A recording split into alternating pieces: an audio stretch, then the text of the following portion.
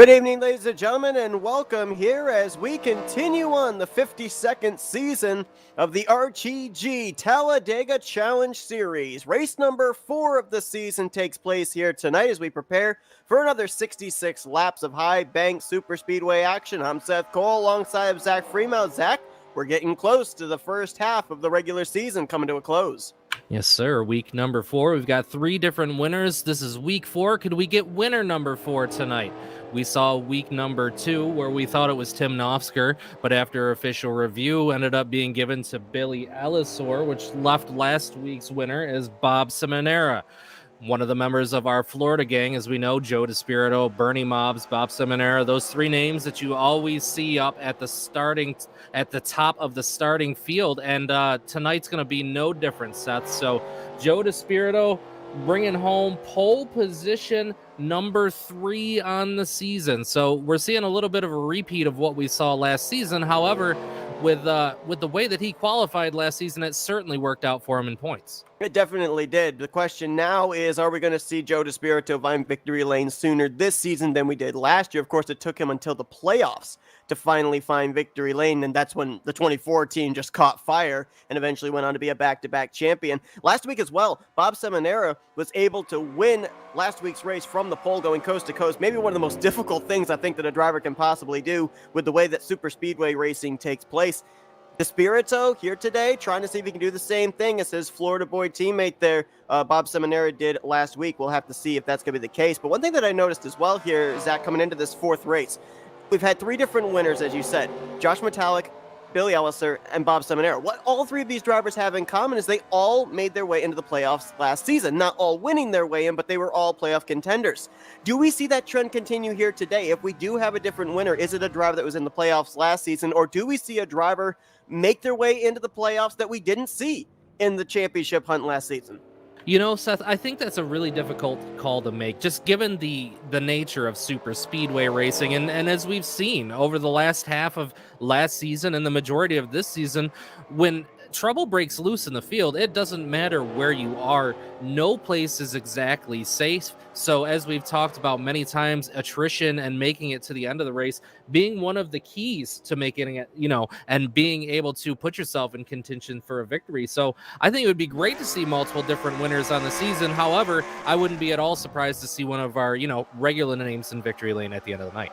We take a look at the point standings coming into this race. Obviously, the 3 drivers highlighted in yellow are our race winners. They're already locked in. Grant Wesley right now atop the point stands. He's been very consistent this year, but he just hasn't been able to find victory lane. Joe DeSpirito right there in the mix, 4 points back, but there's still these names up here that we didn't see last season. They're still up here competing. Chris Emery, 7th in points. Bobby Farrell, 8th in points. Jeff Cavero right there in a 9th place tie with Billy Ellisor.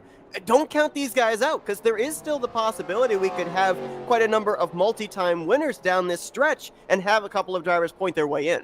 Well, and all we know for sure is that winning one of these races throughout the regular season just locks you into the playoffs. However, you can still keep yourself in contention by pointing your way in and just having good, solid, consistent runs. And that's what a lot of these guys that we've seen, now in the latter half of the top 10 are doing. We've seen them all 3 weeks so far, and we've talked quite a bit about them. We didn't get to talk as much about them last season, but this season we've gotten to talk about them a bit more, and they're really putting together good runs. They're getting in a good rhythm, and as we always say, momentum counts for a lot.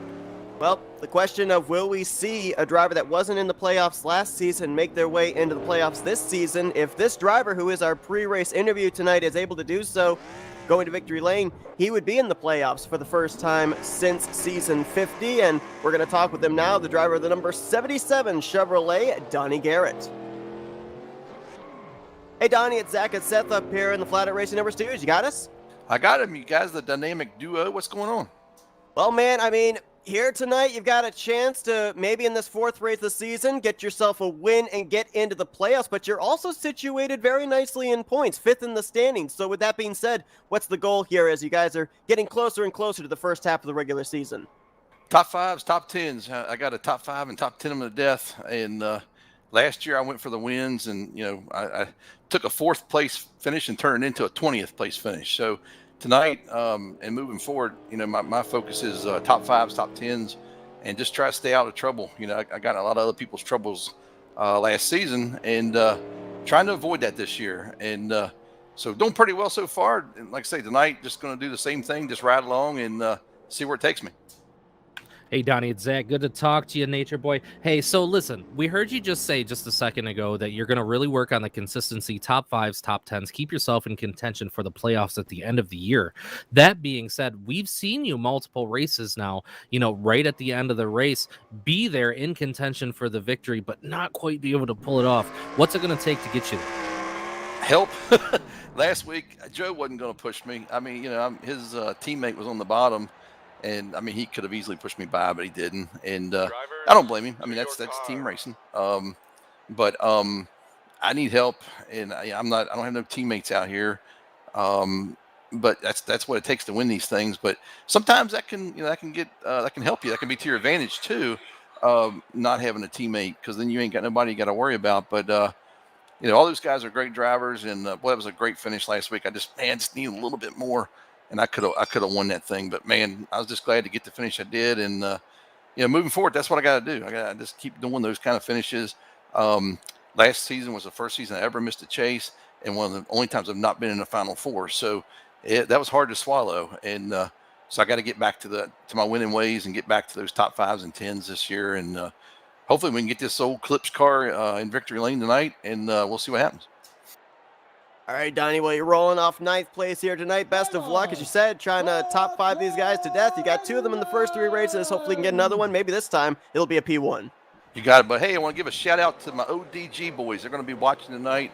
That's a group here in my neighborhood that we play golf together. We play poker together, and a bunch of great guys. And just want to give a big old shout-out to them, and then all the owners at RTG and you guys. And sit back and grab a cold beverage and watch us. And man, it's going to get wild. This thing's going to get wild here in a little bit. So we'll see what happens.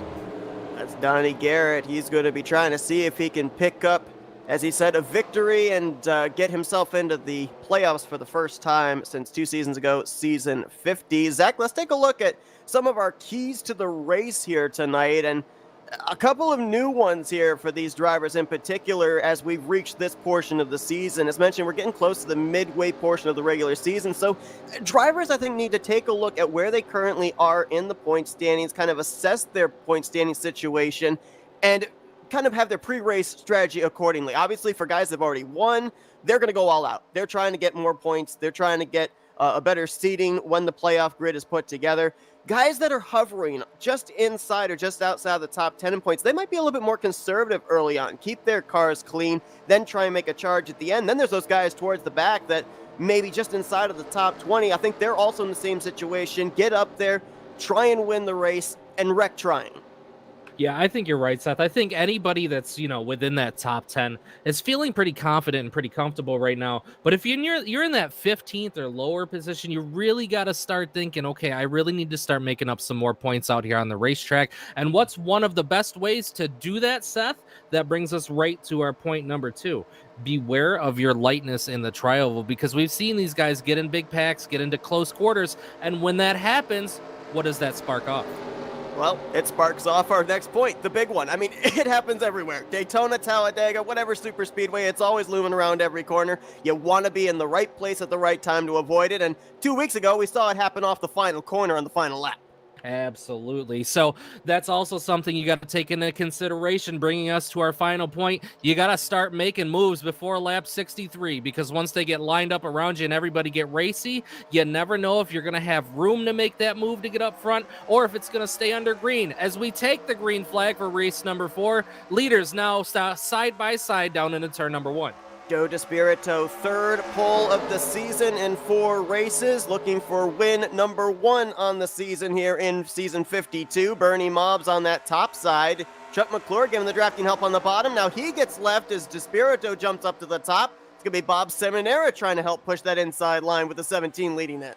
Right now, it doesn't look like Chuck McClure has quite the help that Joe DeSpirito does in the form of Bernie Mobbs and David Cannon on the high side, as it's now 1, 2, 3, 4, 5 cars on the middle line as opposed to the same 4 cars spaced out a bit more on that low line. Now, that draft, as we've seen it work in the past, you need to maintain as much momentum as you can. As you see now, the 90 of Mobs all over the back bumper of the 24 of Despirito. That's how you make speed through that middle line. And when that bottom line's not bunched up and not bump drafting together, you just can't do what that middle line kept. And I think they realized it on that top side that they had to get lined up closely like that, because on that first lap, Joe Despirito and Bernie Mobs were not really all nose to tail. On the bottom, Chuck McClure and Bob Seminara were. That's why the 17's been able to hold to driver's left on the 24.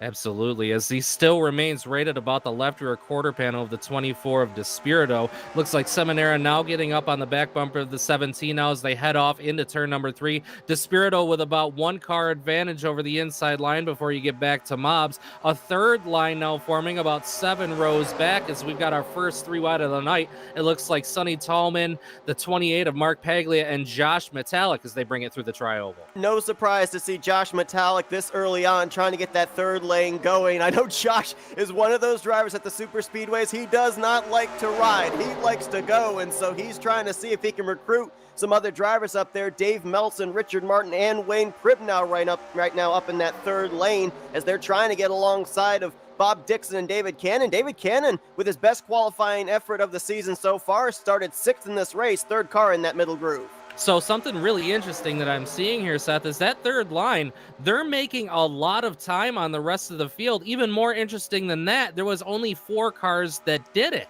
So now they come out of turn 3. Despirito now still to the lead. He has dropped to the inside in front of McClure. Mobs now leading that middle line. McClure is starting to creep up on the 90 of Mobs, who thinks about looking high out of the tri-oval, but it looks like he's going to stay in that middle lane. So I think what that kind of goes to show is you can do this with multiple cars, but sometimes if you have too many cars, it can be a bit of a detriment as well. And I think that those 4 cars, the momentum they had on the top side, it drew the attention of others behind them, because Jessica Shelton jumped up there, as did Dante Ricky. Oh, we got a spin in the back. That is, I believe, Wiley Coate going around. A couple of other drivers were there with him off of turn 2 as well.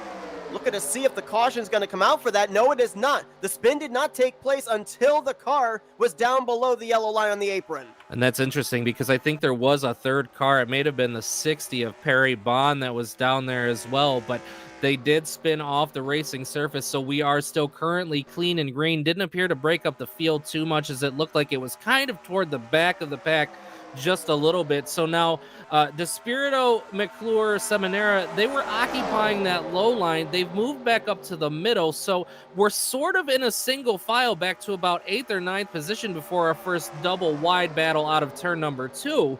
But that line, the line of leaders there, something that we don't see very often, Seth.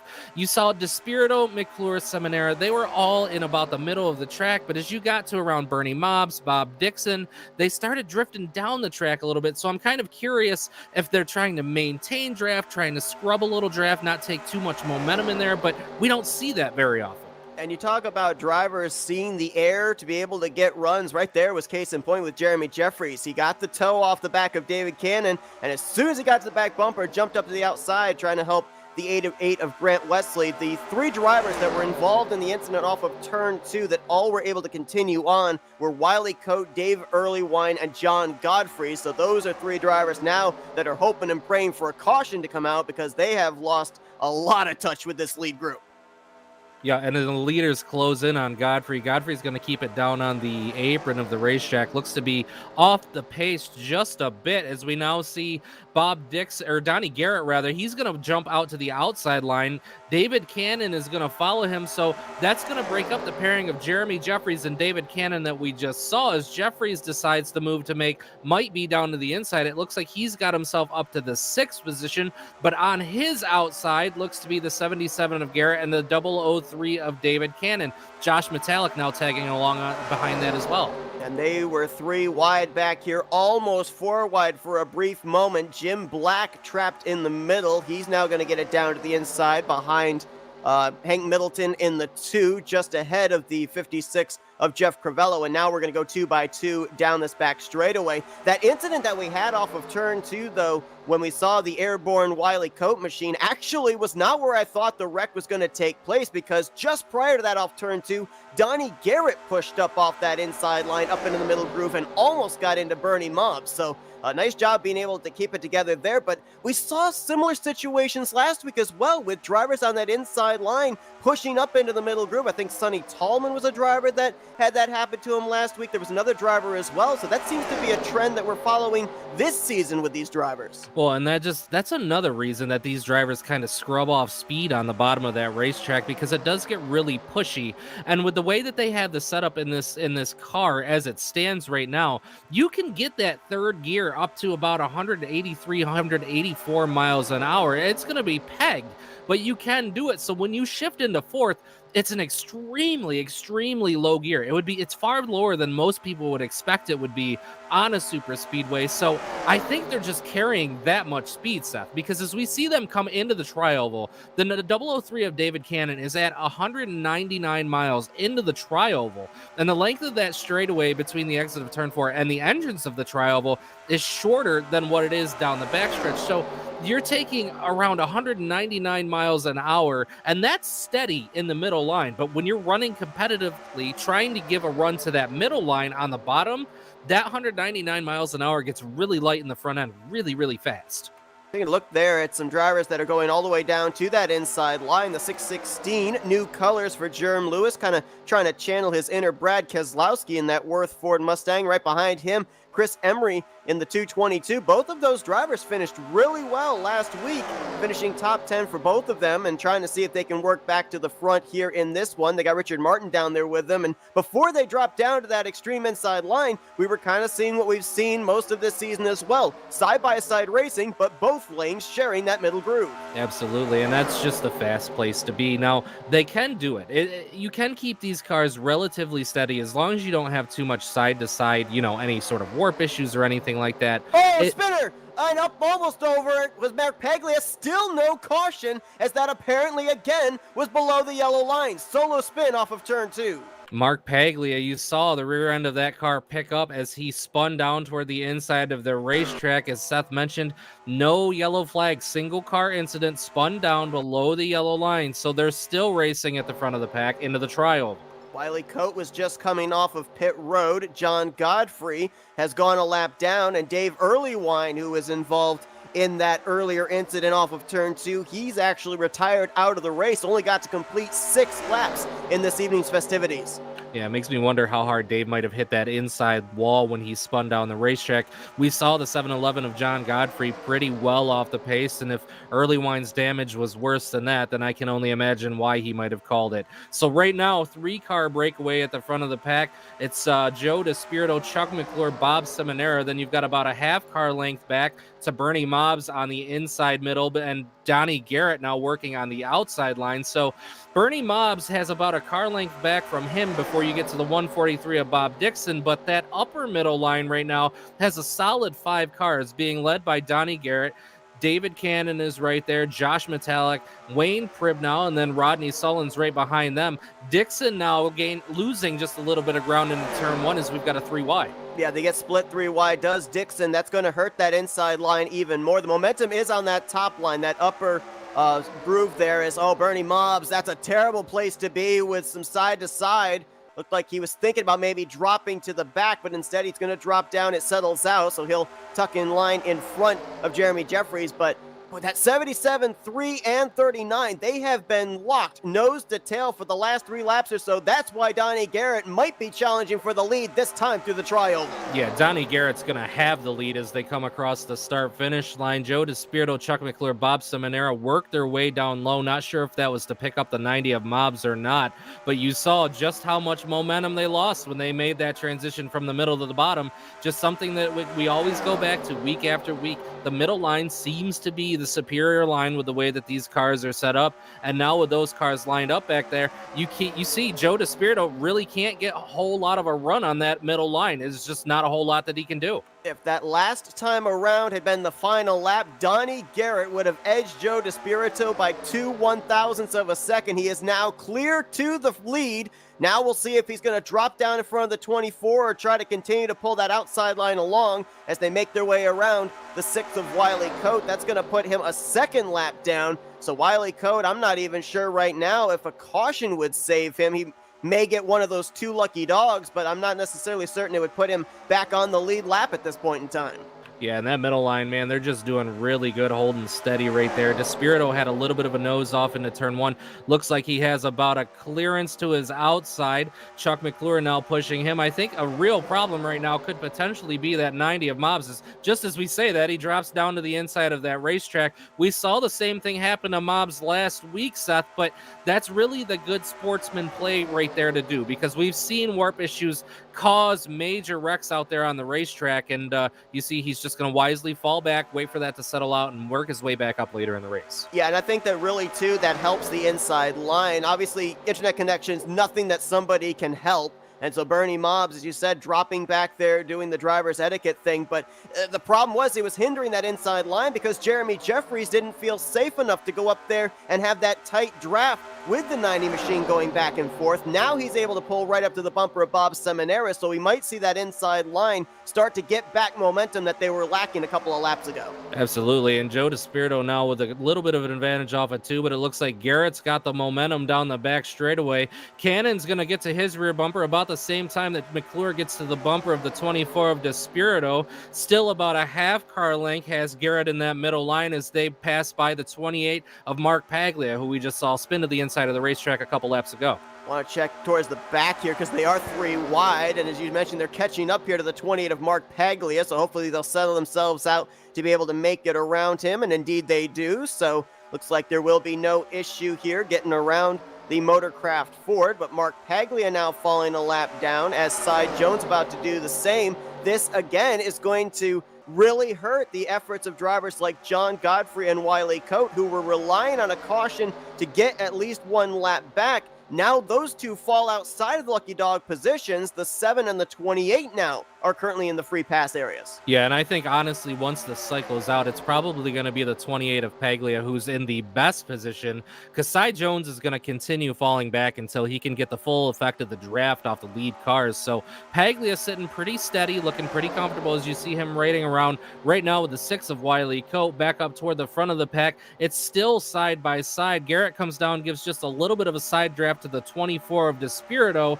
David Cannon and the 17 of McClure, they're all over Donnie Garrett and DeSpirito's back. Oh, we got a car up into the wall in turn 1.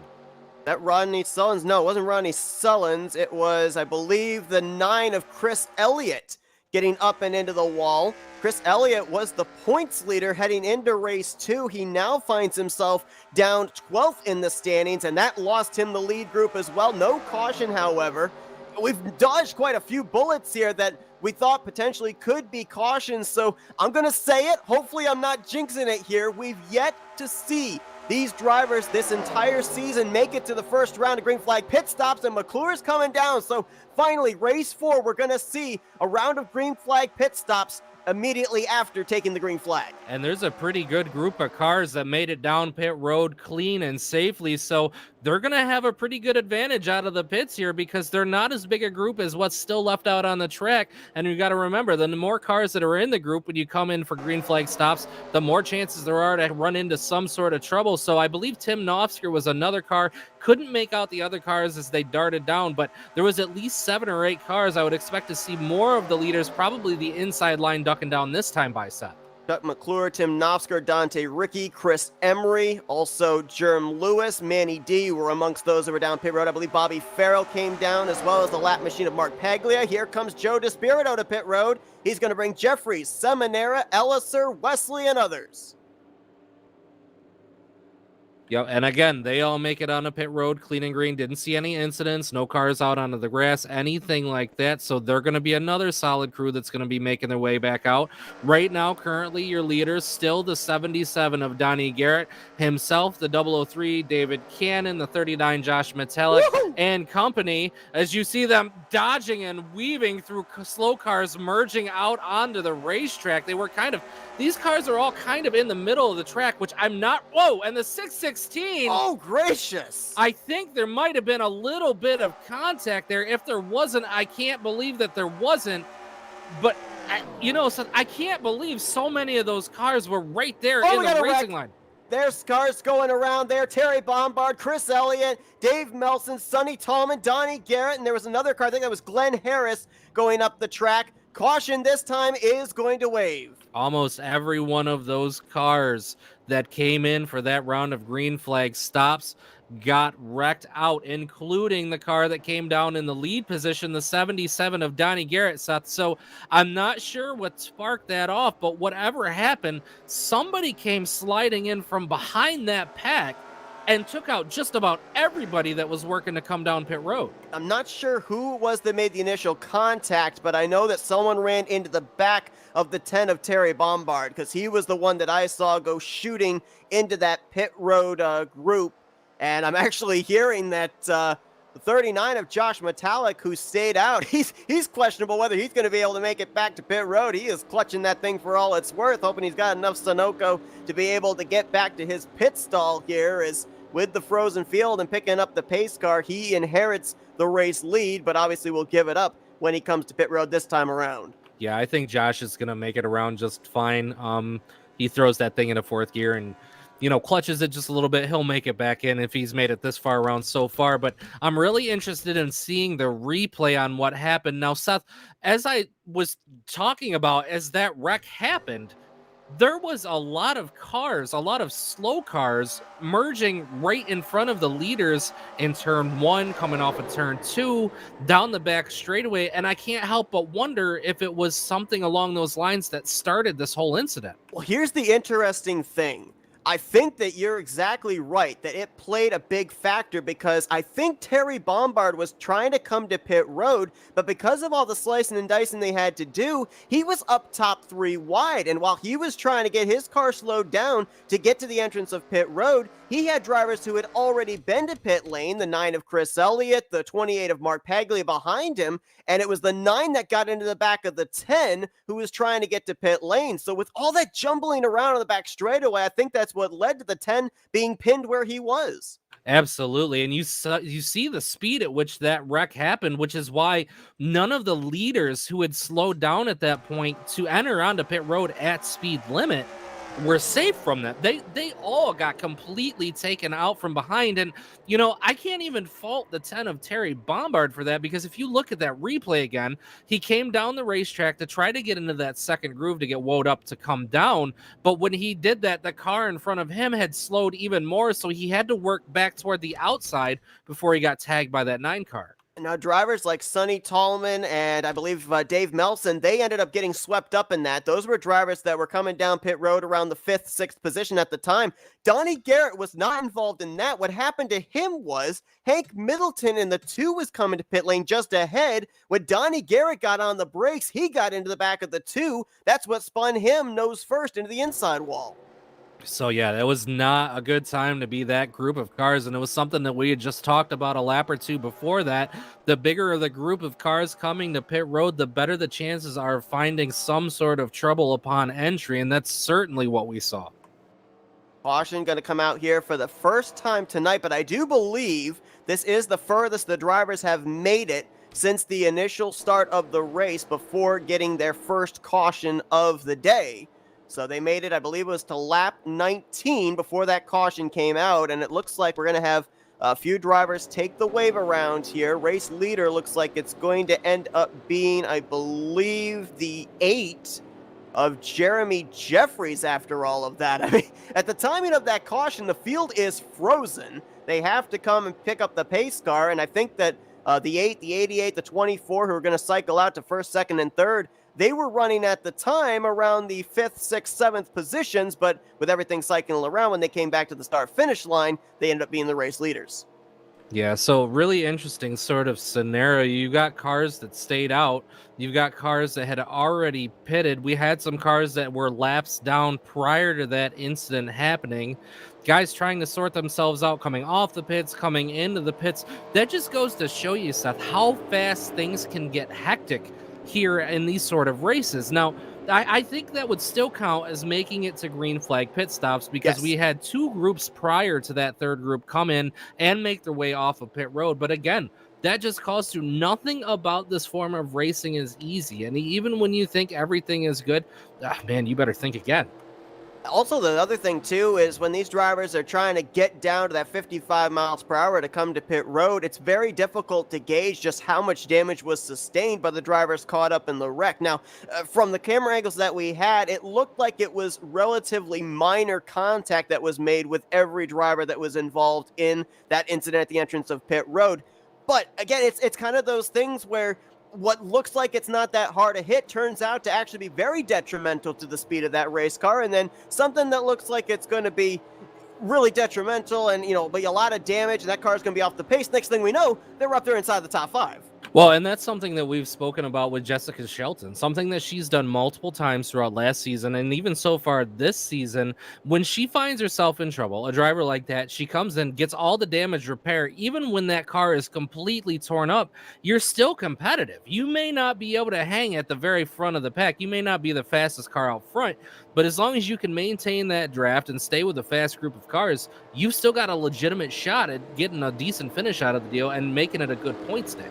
Now, it looks like Perry Bond and Hank Middleton, they're going to be taking the wave around here, but the timing of that caution is a race director's nightmare because we had drivers that had already pit, drivers that were yet to pit, drivers that were on pit road, or drivers that were coming to pit road at the timing of that caution. So there's a lot of drivers out here that are trying to figure out their positioning on where they're supposed to be when we eventually go back green. It looks like the 9 of Chris Elliott, and I think the 7 of Cy Jones are going to be our free pass position cars. We're going to double check on that here, as the 9 is indeed going to be one of them. Not sure who the other one is. Looks like we're waiting to see, as there are going to be 2 drivers that get the lucky dog, but right now it looks like we're going to have a total of 28 drivers on the lead lap when we go back green flag racing.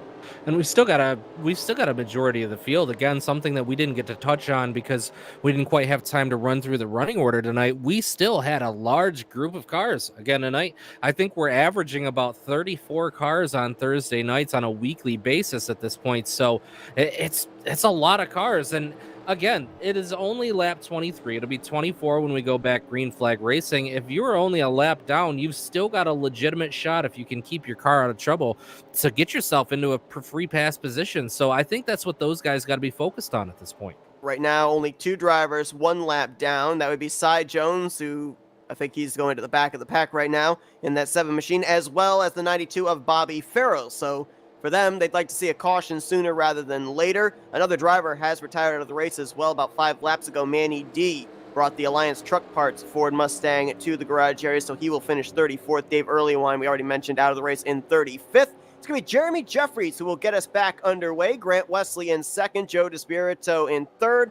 4th will be Bob Seminara, Richard Martin 5th, then it's Jessica Shelton, Billy Elliser, Bernie Mobbs, Bob Dixon, and Chuck McClure completing the top 10. I mean, how about the 90? We saw him fade to the back because he had the internet problems, but then after the cycle of green flag pit stops, he's right back up here inside of the top 10. Absolutely. I don't think anybody's too surprised to see that. So now you have to remember, he was very patient working his way back through the field, and he also picked up a handful of positions when that melee broke out under that most recent yellow coming onto pit road. So he's got himself right back up into contention again. Again, it comes down to that whole attrition thing that we talk about from time to time. As long as you can keep your car in one piece and keep it competitive, you still got yourself a shot. So we're going to be working lap number 24 as the leaders work their way through the trial at an agonizing 70 miles per hour. Dodge Charger pace car is going to pull down to the inside and park itself. Green flag is out. Jeremy Jeffries, Grant Wesley, they are your front row. Joe DeSpirito, it looks like he's got a little bit of an edge over the 712 of Seminara on the outside line, but I was wondering if he was going to slide up, but it doesn't look like as Grant Wesley falls up, he's going to have the opportunity to do so off of turn number 2. See if Jeremy Jeffries is going to jump up to the middle groove. Indeed, he will. He and Grant Wesley were working together on that first run. They're going to go back to trying to do the same thing here. Things got stacked up a little bit further back. Mark Paglia appeared to not get going. And that 88 of Grant Wesley, he's the only driver in the first 3 races that has finished inside of the top 10. 9th in race 1, 10th in race 2, and runner-up last week to the eventual winner of Bob Seminara. So you know that he is hungry to try and get a victory here. Well, and every one of these drivers, I think, that we've got in the top 5 are more than capable of winning these races. We've seen them all do it, except for maybe the 94 of Jess Shelton. She is working her way each week toward getting a little bit closer and a little bit closer to victory lane. She keeps keeping herself in good position. Again, I mentioned she's running 6th. It's going to be 8th place before we have our first side-by-side. It looks like it's going to be Billy Elliser, and it looks like maybe the number 222 of Chris Emery, who's also got himself in a good point position. He's got Tim Knopfsker pushing him on the top side. Does Emery. Elliser trying to run that lower middle groove and not giving Chris Emery a lot of room, trying to maybe tuck up in front of him behind Chuck McClure, and will succeed in doing so. Now leaving them side by side behind them with Knopfsker and Bob Dixon. Chuck McClure looking to make moves to the outside line. He's going to pull the outside of the 90 of Mobs, who's got just a little bit of side-by-side warp happening once again. Elliser and it looks like the 088 of Knopfsker are going to follow behind the 17 McClure. The 222 of Chris Emery now trying to take a bit of advantage of that side-to-side warp that the 90 of Mobs has, as he's going to make it 3 wide on the inside, not able to carry the momentum. He'll fall back alongside the 088 of Knopfsker into turn 3. Bit of a nerve-wracking situation there when they were 3 wide, because the car going side to side had cars to both left and right. But now Bernie Mobbs clears that. He's trying to now get clear of the 17 of Chuck McClure to move into that 7th spot and hold that position. Meanwhile, 84 of Dante Ricky, we're starting to see him now make his way up towards the front, following behind Tim Knopfsker in the 088. And Josh Metallic, obviously, he got the benefit of the caution coming out because he was the race leader. The bad news for him, though, most everybody that was on the lead lap had already come to pit road. When he came down pit lane, he gave up a lot of track position. Right now, back in the 14th position, trying to get himself back up to the front. I think he's probably pretty comfortable where he's at right now. Nothing is too dicey at the moment. He can ride pretty comfortably in that middle line. As we see the 616 Jerm Lewis, he's going to duck behind the 222 of Emery, try to give him a little bit of a push into turn 3. Now Billy Ellis, they're trapped in the middle. Oh, now he's going to actually get really trapped in the middle, as Chris Emery's going to go to the inside of him, forcing the 26-3 wide. Tim Knopfsker is going to be on the top side of that 3-wide situation, heading for the tri-oval. Chuck McClure, he's still holding strong on that outside line with help of the 088 of Knopfsker. It looks like the car in the middle, though, is going to be in a little bit of trouble. Elliser falling backwards with no help. Both the top and bottom lines going to consume him as he falls 2, 3, 4 more positions a little farther back. Rodney Sullins, the 84 of Dante Ricky, have caught up to the back bumper of Tim Knopfsker, and they're each trying to push the 17 of McClure as hard as they can into turn number 3. You know, I was just thinking, and you can weigh in on this, but I'm almost wondering, we talk about obviously the benefit of drivers that win early on in the season. They know they're going to be locked into the playoffs. But is that a detriment as well? Because drivers that you're around may not necessarily be willing to work with you because they're saying, hey, you've already got to win. You're already locked into the playoffs. Now it's my turn to get up there into the postseason. I mean, I think that's very possible, but it's also very possible that you look at those drivers and say, hey, I know you're capable of winning, so I would really like to hook up with you to try to get up toward the front of the pack and maybe take a little bit of an advantage of that later on in the race if I can.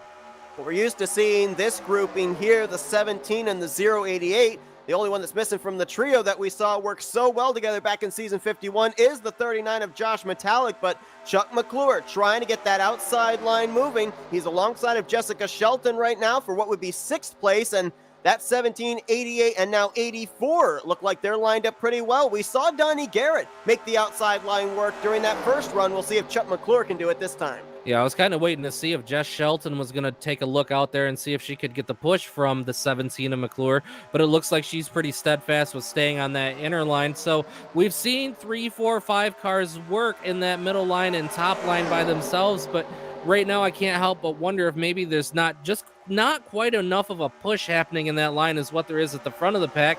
You've got the 88 of Grant Wesley. He is all over the back bumper of the 8 of Jeremy Jeffries. I don't think he's left his rear bumper at all since they've gone back green flag racing. And again, the 90 of Mobs, he's gotten back by that McClure machine. So it's kind of a test. They're trying to be as patient as they can, but at the same time, if you're Chuck McClure, you're probably starting to think, oh man, what do I got to do here? Because every time I make a position or two up, I seem to lose that same position or two, a lap or two later. Yeah, and it's kind of interesting that is the case, because this is almost looking like a very similar scenario to what we had back during that first green flag run. And we saw the outside line actually work there. It's not the case now. I don't know if that inside line is better organized. Whoa, Chris Emery, big wreck back there. Cars up into the catch fence. That's Bobby Farrell, as well as Emery, Josh Metallic, Dave Cannon, Sonny Tallman, and others. At least 4 cars upside down into the fence. The 6 of Wiley Coat has just stopped flipping at the exit of turn number 2. That car is definitely going to be done for the day. I looked like maybe the 711 of John Godfrey was also parked to the inside of the racetrack. I'm looking to see now where the 39 of Metallic is. It looks like the driver of the 39 has the wheel off the race car, Seth. Josh Metallic looks like he's going to be all done. Well, I mentioned about the borderline, not knowing if a car was going to be able to continue or not. There's about 5 cars right there over on the inside of 1 and 2 that I think their race is over at this point. Maybe one of the more violent wrecks that we've seen over in turns 1 and 2. At least 3 or 4 cars were up into the catch fence. Sonny Tallman, Bobby Farrell, Dave Cannon amongst those, as well as the 39 of Josh Metallic. About 8, maybe 9 drivers collected up in this big wreck on lap 31. And Seth, I think that may have started with an ill-timed bump draft between the 92 and the 26. I think the 26 may have had to get out of the gas just a little bit to avoid getting into the left rear of Bob Dixon. When he did so, that caused a checkup behind him. The 92 with nowhere to go but into his back bumper. Sonny Tallman then driving hard into the 92 and getting turned from the 38 of Dave Melson. The 92 into the catch fence, as we mentioned, the 39, Dave Cannon. I think I might have seen the 28 of Paglia. Just complete mayhem. That's at least 4 or 5 cars that are definitely going to be done for the night. Paglia may have dodged a bullet. I think that actually the 39 and the 92 may have actually leapt over his hood. He did get some right side damage getting up there into the outside wall to scrub off his speed, but I think he might be okay. And it was interesting, too, because it was almost like 2 wrecks happened simultaneously. The 26 came back up the track and swept up the 92, as we saw. But then behind them, I think it was Sonny Tallman was trying to get on the brakes to avoid. Everybody else behind him just didn't seem to quite get the memo in time, and we ended up having a follow-up wreck.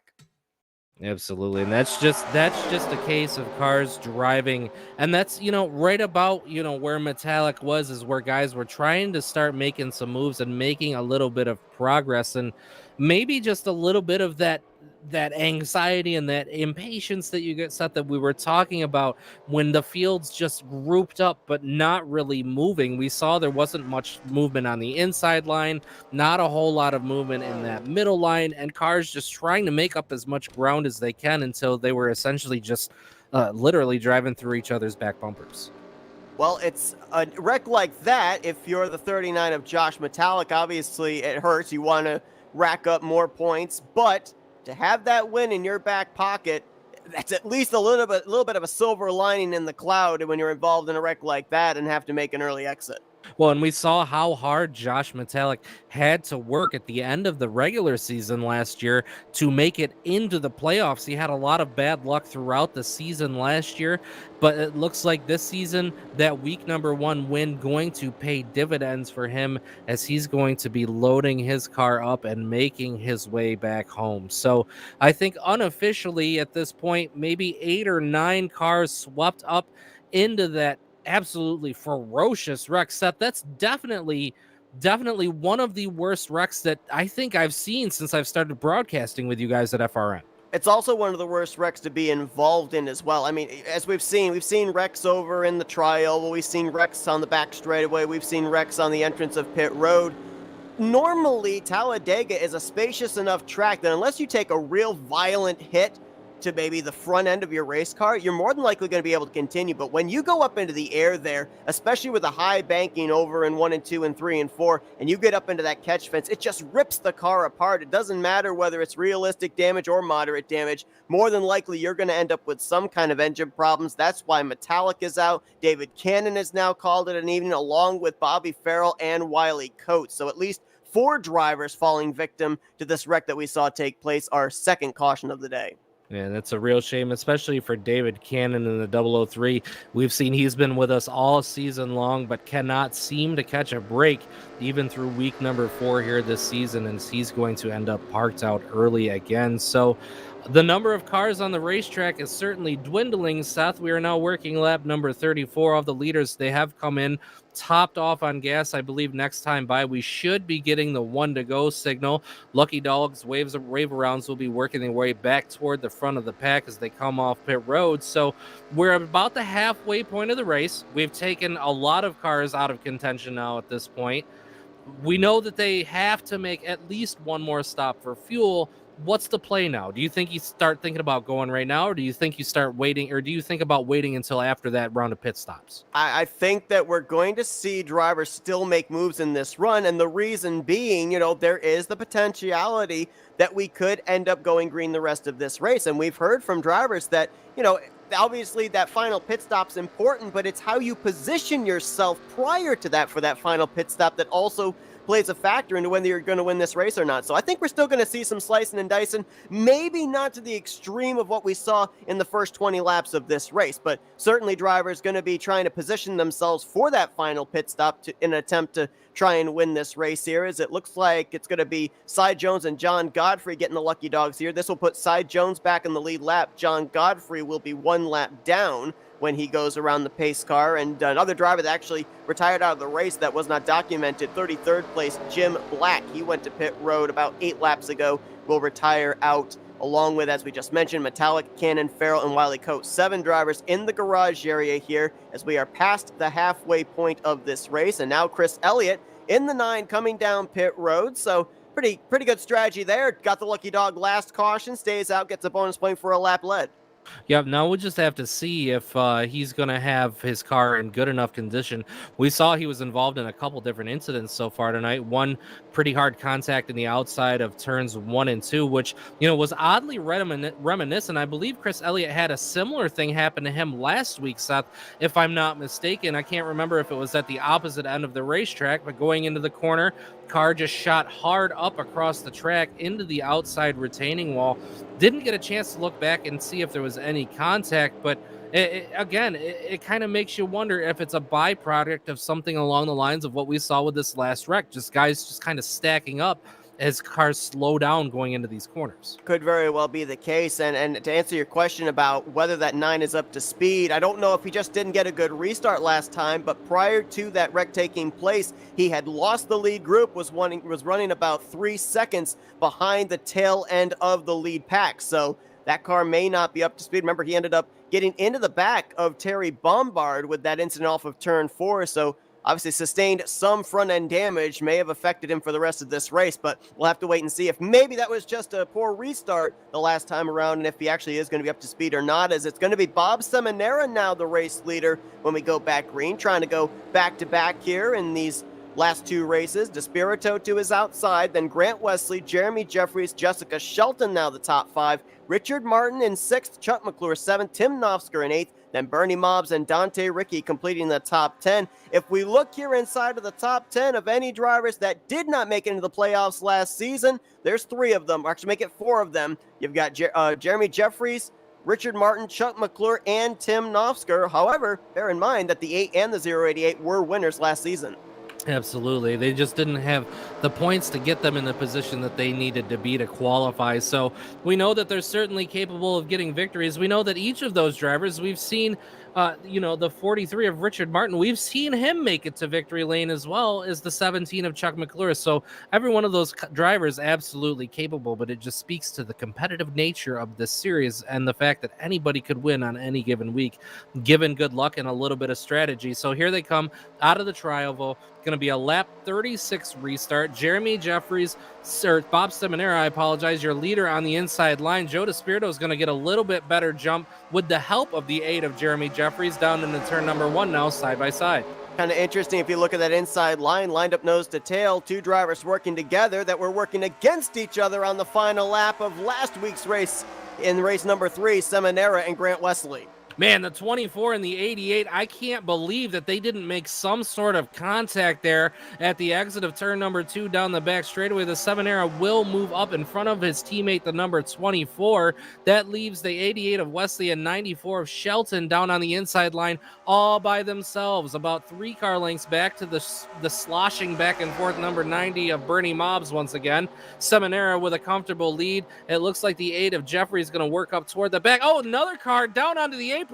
That is the 90 of Mobbs. Must be somebody let him know, hey, Bernie, you're warping back and forth again. So he did. I thought, man, something happened there. I thought we were about to have another big one. Well, I'll tell you what, there are certain places at Talladega where you can go low and let drivers by that normally doesn't make your heart jump. The Trioval, we touched on it, how light it is for the race cars going through that corner, and there's no banking to lean on when you're down below that yellow line. So tremendous job by Bernie Mobbs to keep that thing from spinning out, but as you can see, lost a ton of momentum and has lost the lead group as a result of dropping to the back. Yeah, and that's probably just frustration, Seth, because he's tried so hard, and every time that he gets his car back up toward the front of the pack, he has to fall back again because of that warp issue. So I think that might have just been a little bit of frustration. He has now lost that draft of those leaders, but he may not be done for the day. Let's give him a chance. Again, let him see if his internet will work itself out and get himself caught back up, whether we get a caution or green flag pit stops or anything like that. So his day not necessarily done quite yet.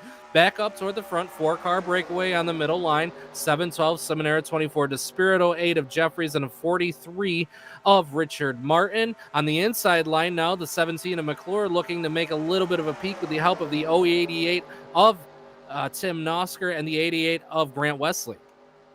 And also, I think something else that might compound the frustration for Bernie Mobbs, he's 13th in points coming to this race, as now Terry Bombard is having some side-to-side in that upper groove. And, you know, Bernie Mobbs, we saw him in the top 10 consistently in points just about every single week last season. This is kind of unfamiliar territory for him, as, wow, that was nearly little bit of bumper grab. Yeah, right there between Chuck McClure and Tim Nosker, and that would have been right at the front of the field going into a corner.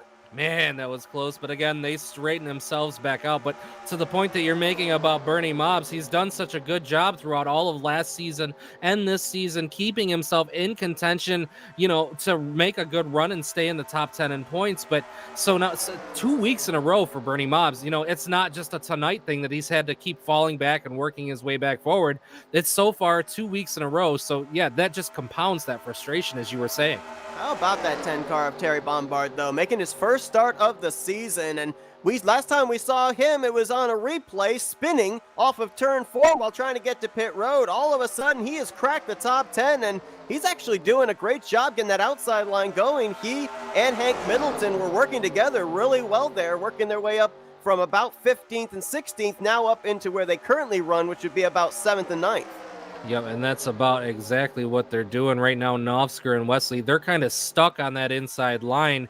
It looked like the 2 of Middleton may have almost gotten into the right rear of Nosker coming through the Trioval, but they kept it clear. As now the 38 of Sullins, the 08 of Harris, they're going to make their way around that bottom line. Just nothing going on in that bottom line. So they're going to get a long single file run. We've seen this a lot the last couple weeks. And at the end of last season, when we don't have complete mayhem breaking loose on the track, it's usually because we get these stretches where they make these really, really long single file lanes. But what that has the tendency to do, Seth, is work itself toward the next round of green flag pit stops as well.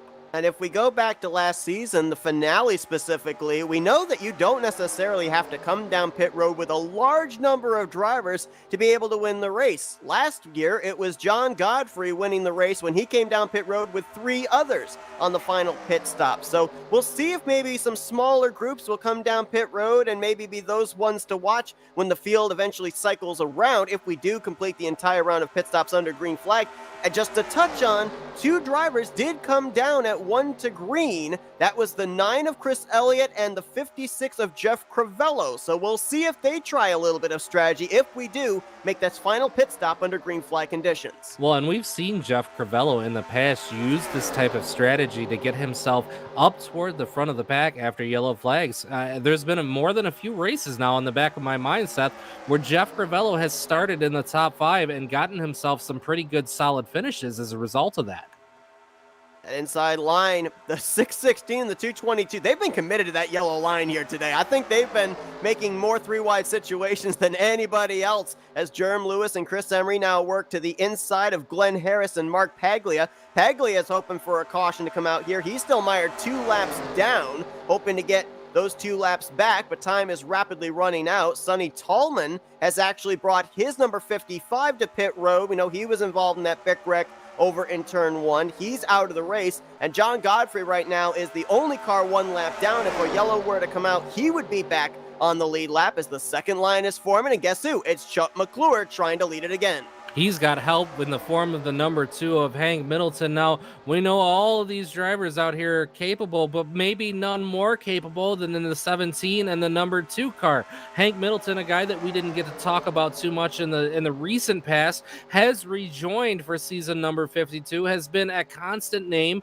working his way up toward the front of the field. Not more of a matter of if, but when is that 2 car going to find his way into victory lane? So if he's going to have a shot to do it, he's got a good drafting partners. Now Jess Shelton has looked toward that high side line. It looks like she thought about sticking it out there, and now she ducks back behind the 43 again into turn 1. McClure, though, going to stay up on that top side. He's going to get to the right rear of the 94 and now pull alongside off of turn number 2.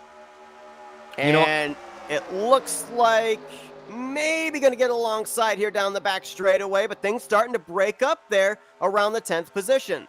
You know, I'm kind of surprised at that move that Shelton made coming back toward the bottom of the racetrack, because we know Chuck McClure is a really good pusher, and we've heard Chuck talk in the past about working with Jess. So I'm kind of surprised that she dipped back down into that middle line, but Chuck McClure doesn't seem to be too fussed about it. He's now well alongside her, working the right rear of the 43 of Martin now out of the tryover. Well, the thing also could be, I mean, are we racing to the next caution, or are we racing to green flag pit stops? If we are racing to green flag pit stops, I'm not really sure you want to give up the bottom, because that's the easier way of getting onto pit road. Chuck McClure and Hank Middleton right now, along with Rodney Sullins, I think their main goal right now is to improve their position before they get to that round of green flag pit stops. Then they'll worry about getting down to that inside line. You know, while I don't necessarily disagree with you, Seth, I kind of do to a small degree, because we've still probably got about 7 or 8 laps remaining before we get to those green flag stops. And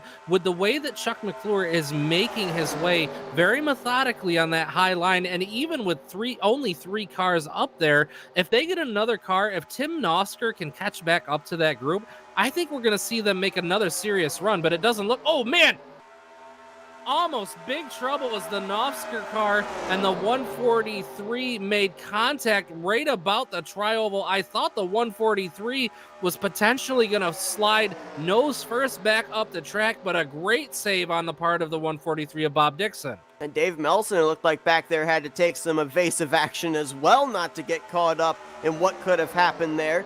He's able to keep it straight, though, as were Nofsker and Bob Dixon, so we avoid a big issue there going into turn 1.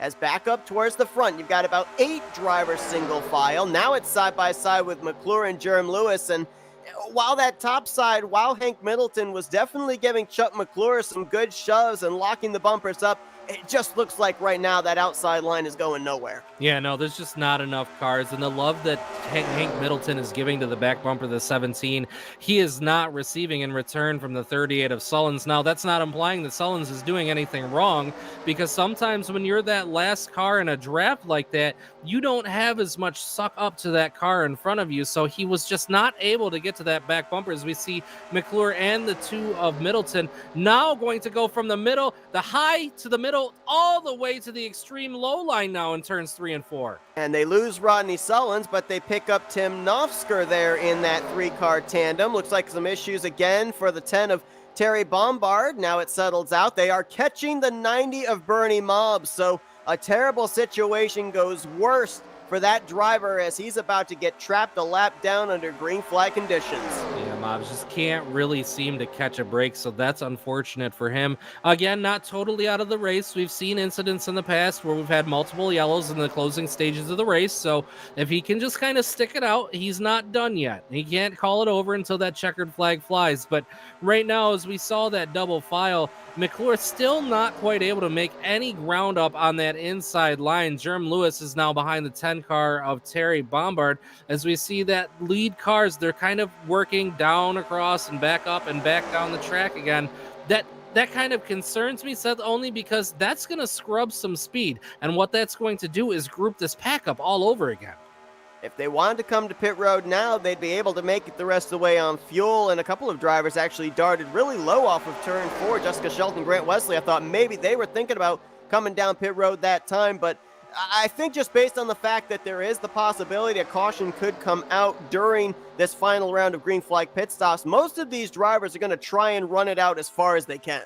Yeah, and I think that's just it, Seth.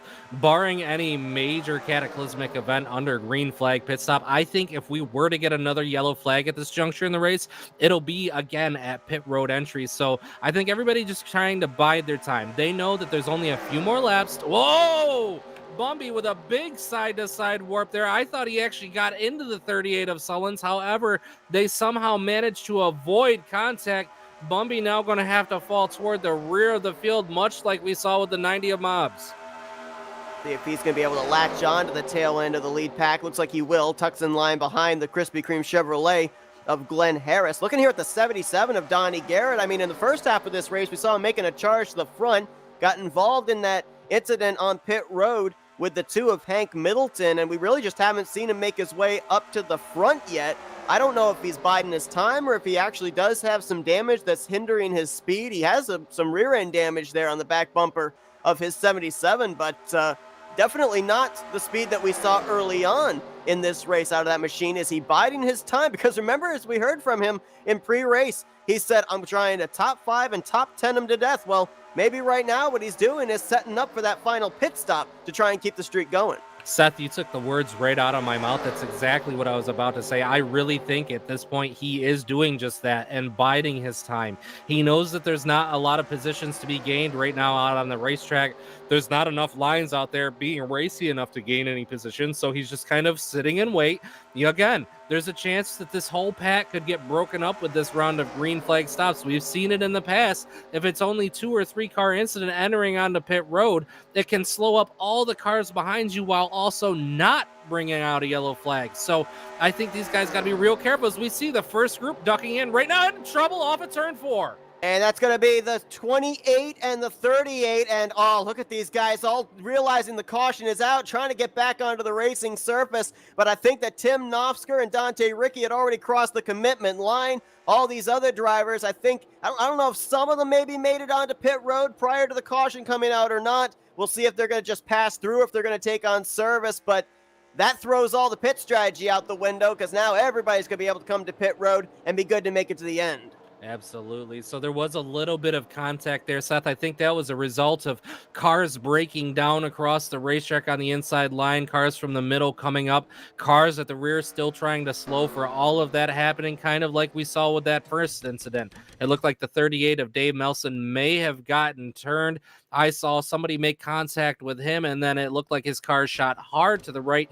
Don't think he made any major contact with the wall, maybe just a little bit of contact with the cars around him, as those cars were a little bit slower than he was as he spun down the track. Not necessarily certain that Mark Paglia was coming to pit road that lap, as he kind of was running the middle groove there, and I think he expected that the 038 was going to be staying out there with him. Kind of surprised him, I think, that the 038 started slowing to come to pit road.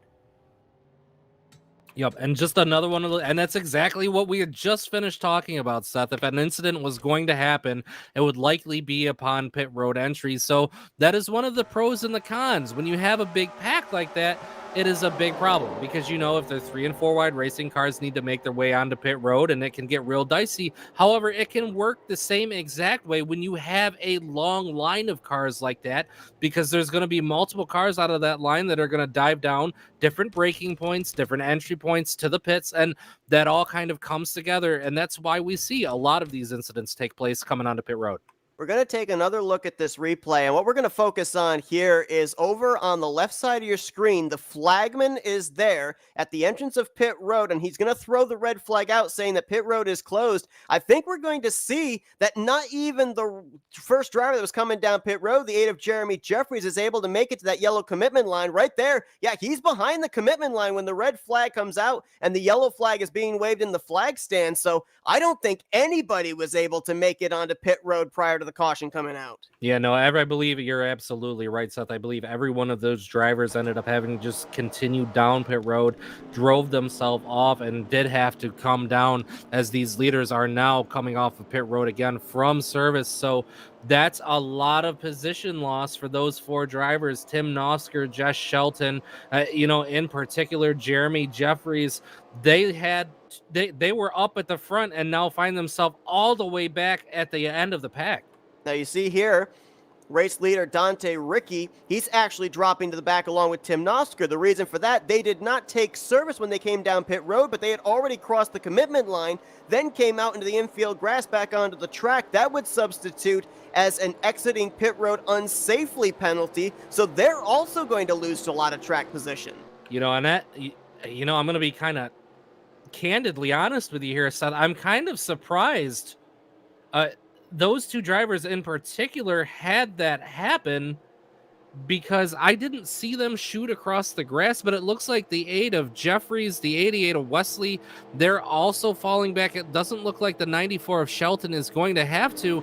Those are all veteran, experienced drivers. Whether the pit road is open or closed, it doesn't matter. You can never exit out onto the grass or merge too quickly without getting black flags. So I would be surprised at lack of judgment if it happened to one of them, but I'm absolutely blown away if that just happened to all 4 of them. Now, with the case of Wesley and Jeffries EOLing, I think that would be the case of them actually taking service when they were on pit road. The reason the 94 would not be EOLing is because I think she came down pit road but did not take service. So yeah, really interesting. And as well, when you think about it, though, too, you're coming down pit road. You're not 100% certain if you were on pit road when the caution came out or if you weren't.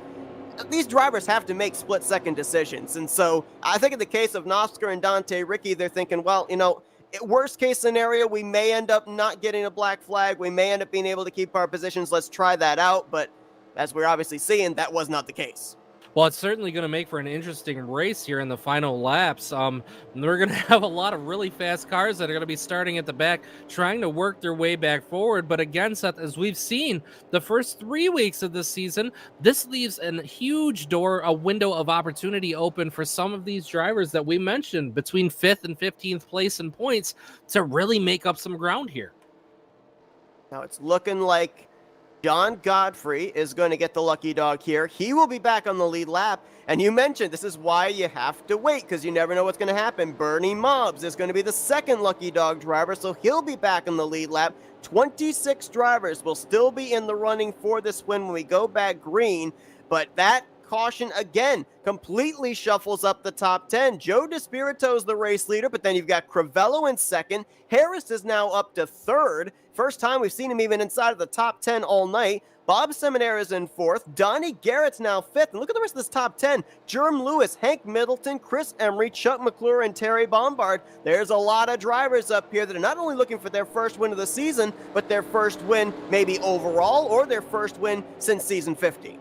Absolutely. So, Seth, point number 4 on the keys to the race tonight. You have to start making your move prior to lap 63. Now, We know with the quality of drivers that we have starting at the back of the pack, I don't think you can even wait till lap 63 at this point. I think if you're Tim Nosker, if you're Dante Ricky, Jeremy Jeffries, Jessica Shelton, the 43, Richard Martin, these guys, I think now, as soon as we go green, you have to be working your way up toward the front of the field, because we know a caution flag could end this race within the next 10 to 12 laps. So, if we get that caution that comes out with 5 laps to go, it's all done. There's no waiting. Your time has run out. So that's only about 10 laps from now. So realistically, or less than 10 laps from now, realistically, from the time that we go green flag racing, you've only got about 4 to 5 laps before you're really in that danger zone of, hey, this could end my day in a position that I really don't want to be in.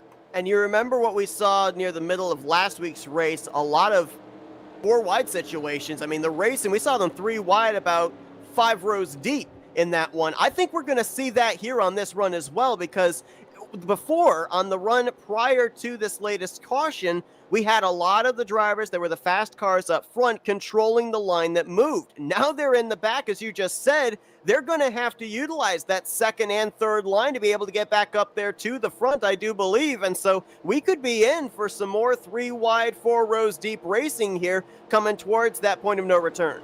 Absolutely. So, Seth, I've got to throw out a couple I told you so's. I hate doing this. I apologize in advance. We talked about the number 90 of Bernie Mobbs biding his time, finding his way at the end of the race, back up onto the lead lap, which he has. The other one that I would like to point out, who's sitting in that second position after doing a late stop for fuel on the last yellow flag lap? Yeah, Jeff Crivello there in that 56. And as you said, this is kind of his MO as well. Usually a driver that we don't really see up inside of the top 10 in the first half of the race, but he's up there inside the top 10 when it matters, closing in on 15 or 10 laps to go.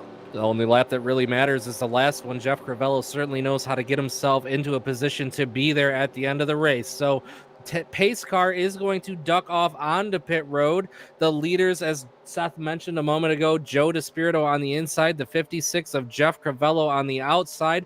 Will be 11 laps remaining when we come back to green flag racing. Seth, I think this is about to get really exciting really fast. It definitely is. DeSpirito kitty corner to his teammate Bob Seminara, so they're not going to be able to really work out a restart strategy just yet. We'll see if they've got something in mind, as Crivello still holds to the top side on Joe DeSpirito, getting a push from the 712. We'll see what's going to happen here on the back straightaways. Here comes Glenn Harris with a shove from Donnie Garrett. Man, and I think if you're Jeff Crivello right now, you got to feel pretty good about having that 712 lined up behind you. You know the 712's capable. Whoa! Oh! What a save! Was that Bob Dixon back there? I believe it was. Bob Dixon saves it as 3 cars got together, made a little bit of contact, and not a single one of them wrecked. So it's a good thing to see.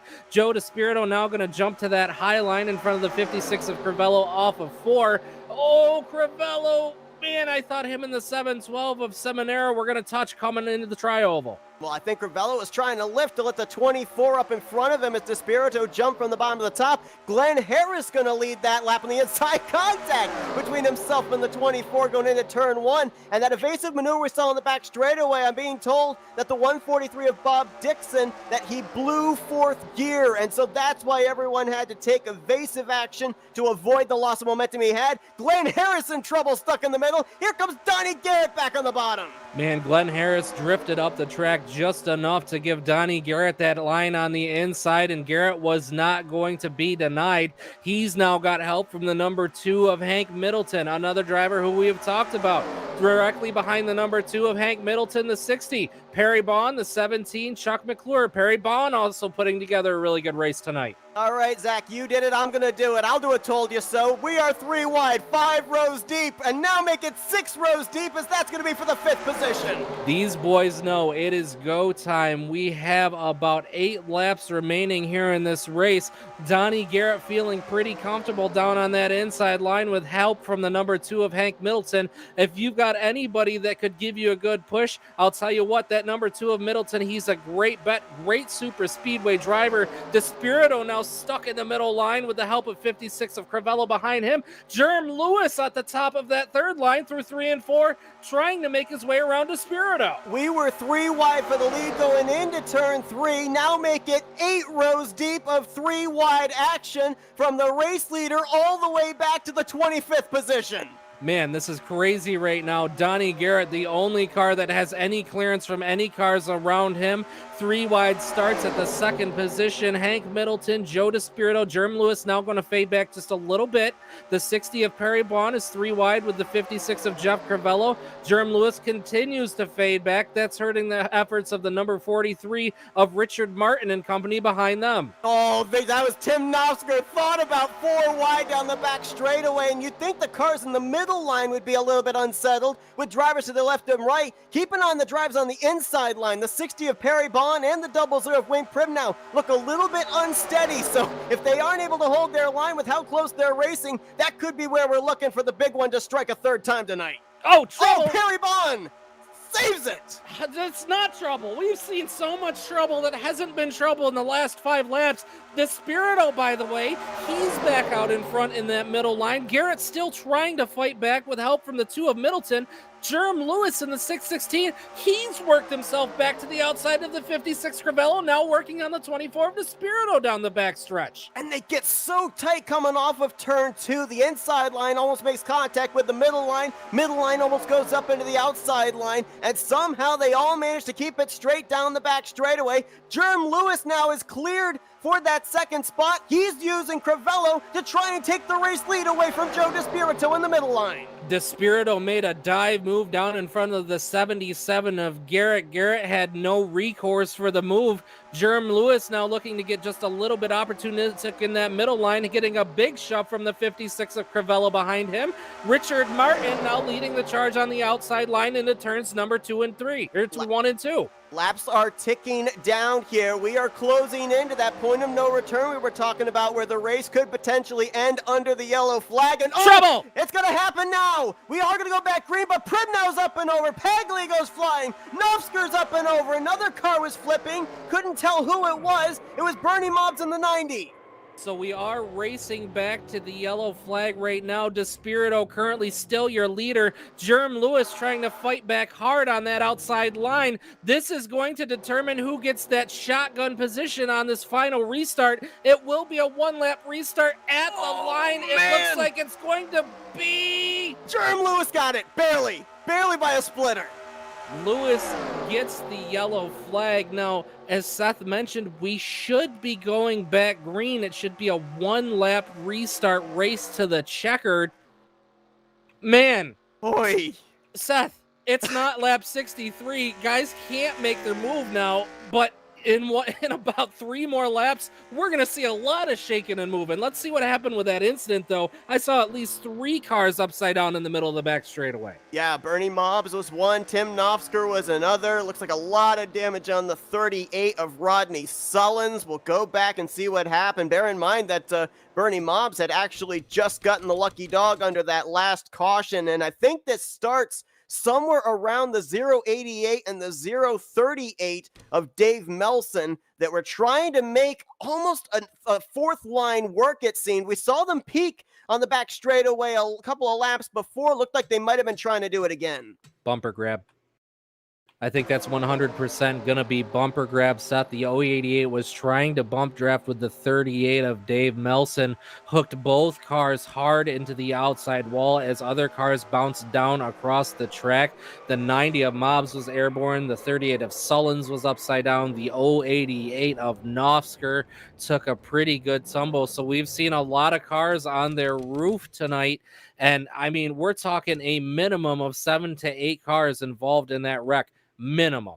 Wayne Pribnow got a piece of it. Mark Paglia was up and over. Actually, Pribnow got some air as well.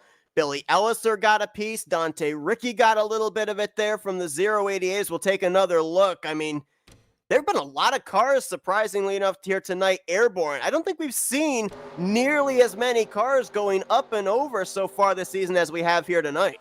Well, and I kind of wonder, Seth, if there wasn't a little bit of a tweak made to the setup. Remember, we talked earlier in the night about the way that the gears are set up.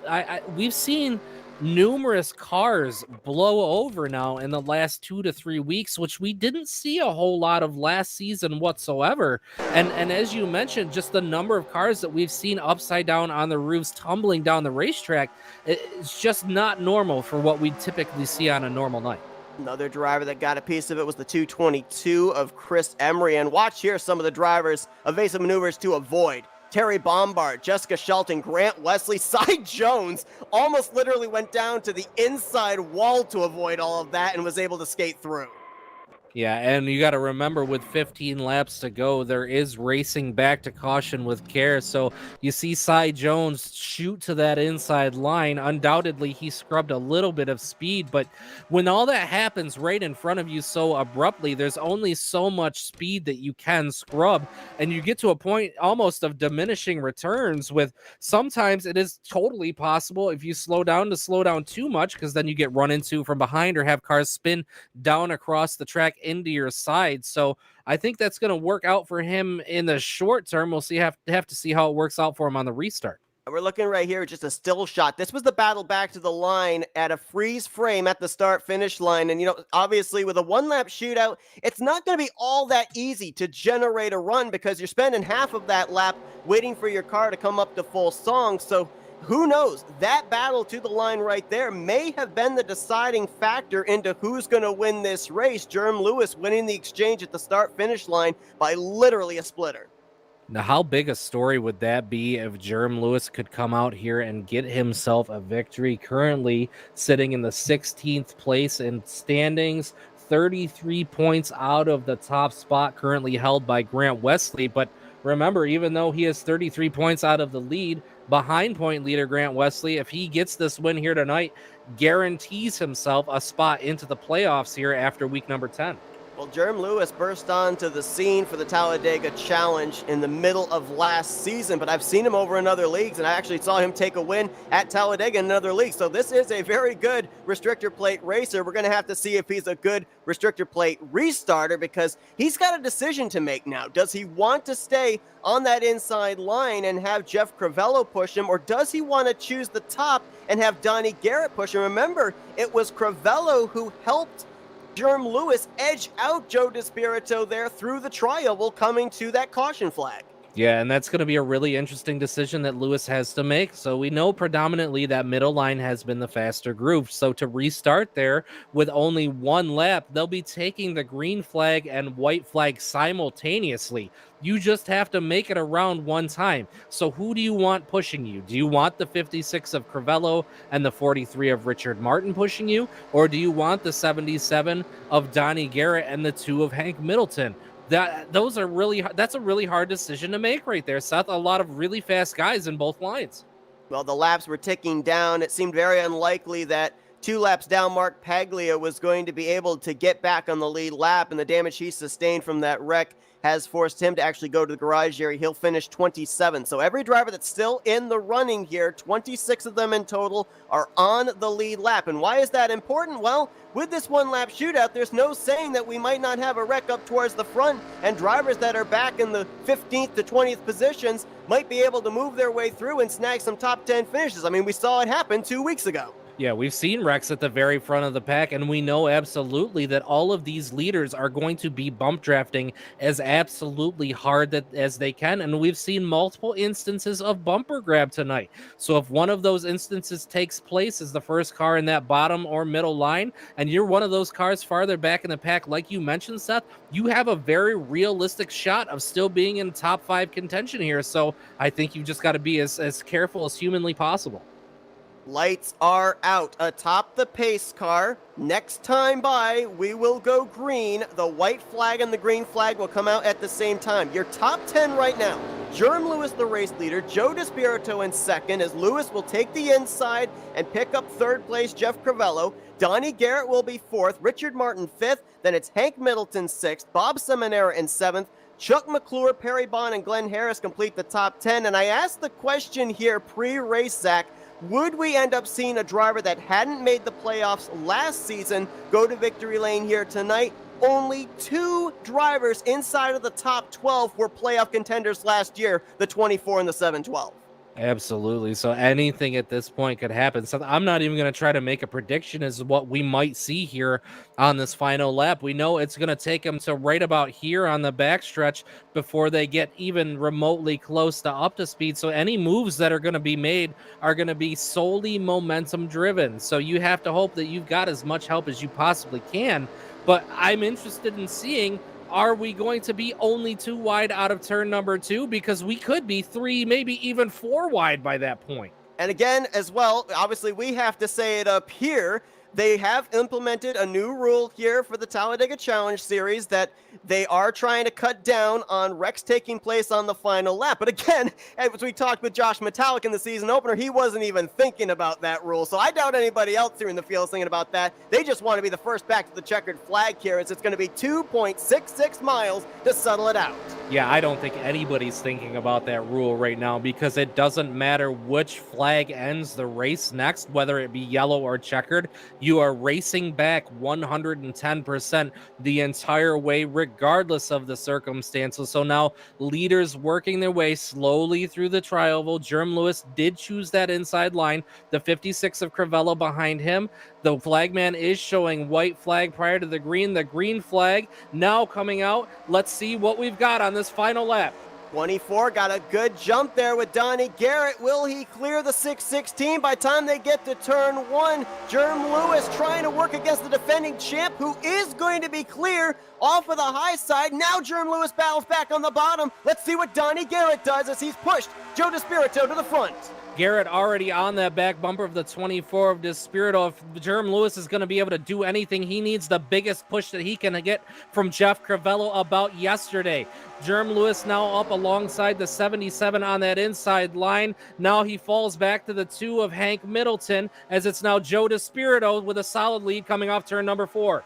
The 77 and the 2, they've been working together this race. Let's see if they try the top side. They're trying to go up there. DeSpirito trying to throw the block. We're going to be 3 wide, coming through the tri-oval for the win. Coming to the line, Joe DeSpirito making the block, but it is going to be the 24. Joe DeSpirito pulling off the victory. It looked like I couldn't even tell who was second place, as they were 4 wide behind him. But Joe DeSpirito with just enough momentum coming off the turn number 4. I don't think Middleton could give the 77 enough of a push to make any difference. But Joe DeSpirito finally, after 2 seasons, able to shake that monkey off his back of not being able to get a regular season victory. So week number 4, Seth, winner number 4 here in season number 52. We mentioned last season that Joe DeSpirito was looking to be the 3rd driver to hold 2 championships and to be the 2nd driver to go back-to-back. The champion wants to go for 3 in a row as Joe DeSpirito. The 2nd week in a row, a driver goes coast-to-coast pole to win, but man, did he have to earn it there on that final restart. Absolutely, and it looked like Jerm Lewis didn't get quite the jump that he needed. Add on top of that, I don't think he got the push that he needed from behind until about the halfway point of the back straightaway, and at that point, it was just too late. That middle line had so much speed and so much momentum that there wasn't much countering or being able to make a whole lot of progress up. Now, Jerm Lewis, he was able to do a very good job, still got a decent finish out of it, but you know there's got to be some really deep-seated disappointment when he was looking at a win, ending up finishing still a solid 3rd place, though. Donnie Garrett did officially cross the line in 2nd, with Jerm Lewis in 3rd and Hank Middleton in 4th, and they actually were 4 wide for the race lead coming to the start-finish line. I'm not even really sure how Hank Middleton found a 4th lane between Donnie Garrett and Joe DeSpirito, but he did, and made it a 4 wide battle to the front. It was 57 1,000ths of a second separating those front 4 at the start-finish line. Yeah, and timing and scoring showing the 616 of Lewis and Hank Middleton at a dead heat at the line, but must be that, you know, you get just a little farther into that timing and scoring, and Jerm Lewis must have eked it out just a little bit. But Hank Middleton, another driver not to sleep on, as we've talked about in week past, but ultimately at the end of the day, that number 24 car showing he's still the dominant force here in the RTG Tally Challenge Series. So now the fourth driver to lock himself up a spot in the playoffs. But even as soon as race 4, drivers can start making a situation for themselves to get into the playoff points-wise when we eventually get to the regular season finale. And, Jerm Lewis with a great run of third, Middleton in fourth, Chuck McClure there in fifth. This will move him into the top 10 in points. Jeff Crivello in sixth position. This will keep him in the top 10 in points. And how about Glenn Harris? We end up seeing him run towards the back most of this race. Around the last couple of cautions, he used pit strategy to work his way up into the top 10, stayed there in seventh. Richard Martin, Terry Bombard, who brought out, I think it was the first caution of the day, he is going to finish in ninth, and Bob Seminara is going to finish in 10th. I believe there is going to be a points lead change. DeSpirito, I think, is going to take the points lead away from Bob Seminara. So we saw these guys kind of flip-flop the points lead last season. I think it's going to continue here in season 52. Yeah, and it looks like that 24 is just making a statement right now. He is the dominant driver. He is looking to seriously go for 3 championships in a row, and anybody that wants to try to potentially get that championship is going to have to go through him. So as you mentioned, Seth, a lot of drivers making a lot of gains in points. We're going to see a few drivers, take a few pretty substantial dips in points as well as a result of a lot of bad luck throughout tonight's racing. So it's going to be interesting to see how this all shuffles itself out. We've got names that are running consistently still. Those names that weren't the bigger names of season 51 so much, Seth, but are really making a name for themselves here in 52 and saying, hey guys, I've come to play this game too. Yeah, and you look at the drivers that unfortunately were not able to make it to the conclusion of this race. We had 3 big wrecks take place in this one. A couple of times drivers going airborne up and over in turn 1 on the back straightaway, and also over off of turn 4. And you talked about those drivers that are going to take hits in the point standings. Grant Wesley, the top 10 streak ends here at 3. He finished in 15th. He will lose the points lead. Other drivers, Josh Metallic, Jeremy Jeffries, it looks like, Chris Emery, and Billy Elliser, Bobby Farrell, they're going to be possibly falling outside of the top 10 in points because it's still early on in the season. A lot of points positions can be gained or lost at this point of the season. Absolutely. And it's all just that battle of attrition, just grinding it out. Sometimes a 15th place position, speaking specifically in the case of Grant Wesley right at this moment, doesn't feel real great in the moment. But, as compared to, a potential 20th, 25th, 30th place finish, this could be one of those days that Grant Wesley looks back on and says, while, we weren't exactly proud of that 15th place finish, it probably could have been a lot worse as well. Well, as we head now into our post-race wind down, a driver that we thought might be able to pull off the Cinderella story and out-duel the defending champion. He'll finish in third place here tonight, though, his best finish of his Tally Challenge career. Let's talk with the driver of the 616, Jerm Lewis. Hey, Jerm, it's Zach and Seth up here in the Flatout Racing Network studios. You got us? Hey, fellas, how's it going? Man, we saw that battle of the start-finish line coming to the caution by a splitter. You were the race leader on that final restart. We wanted to see if you were going to be able to hold off the 24 on that top side. What little more did you need on that restart to make sure you were going to be the race leader coming off of turn 2? Man, that was something else. I didn't get quite the restart that I needed there at the end. I was certainly hoping I would be able to do a little bit better than that, but if I could have just taken off a little bit better, I feel like I could have held it on the bottom and probably kept my place and picked up a W. But maybe I'll have to get them next time. One thing that we've talked about here at Talladega, it seems like that middle line is the preferred line. We've seen drivers run double wide, sharing that middle groove. But we saw you and your teammate Chris Emery consistently take those 2 lanes 3 wide down that inside line. Do you guys find something there that you're able to use to your advantage? Oh yeah, man. We definitely found a little something that's helped the cars hook up, and sometimes you just got to take whatever lane they give us, and we definitely been able to put it together a little bit and help each other get a little closer to the front. It's a shame that it didn't work out for him to, get quite the finish that we were both looking to get. But he definitely helped me, get on up there, and we've definitely figured out a little something. So hopefully we can start showing some better numbers here in the coming weeks.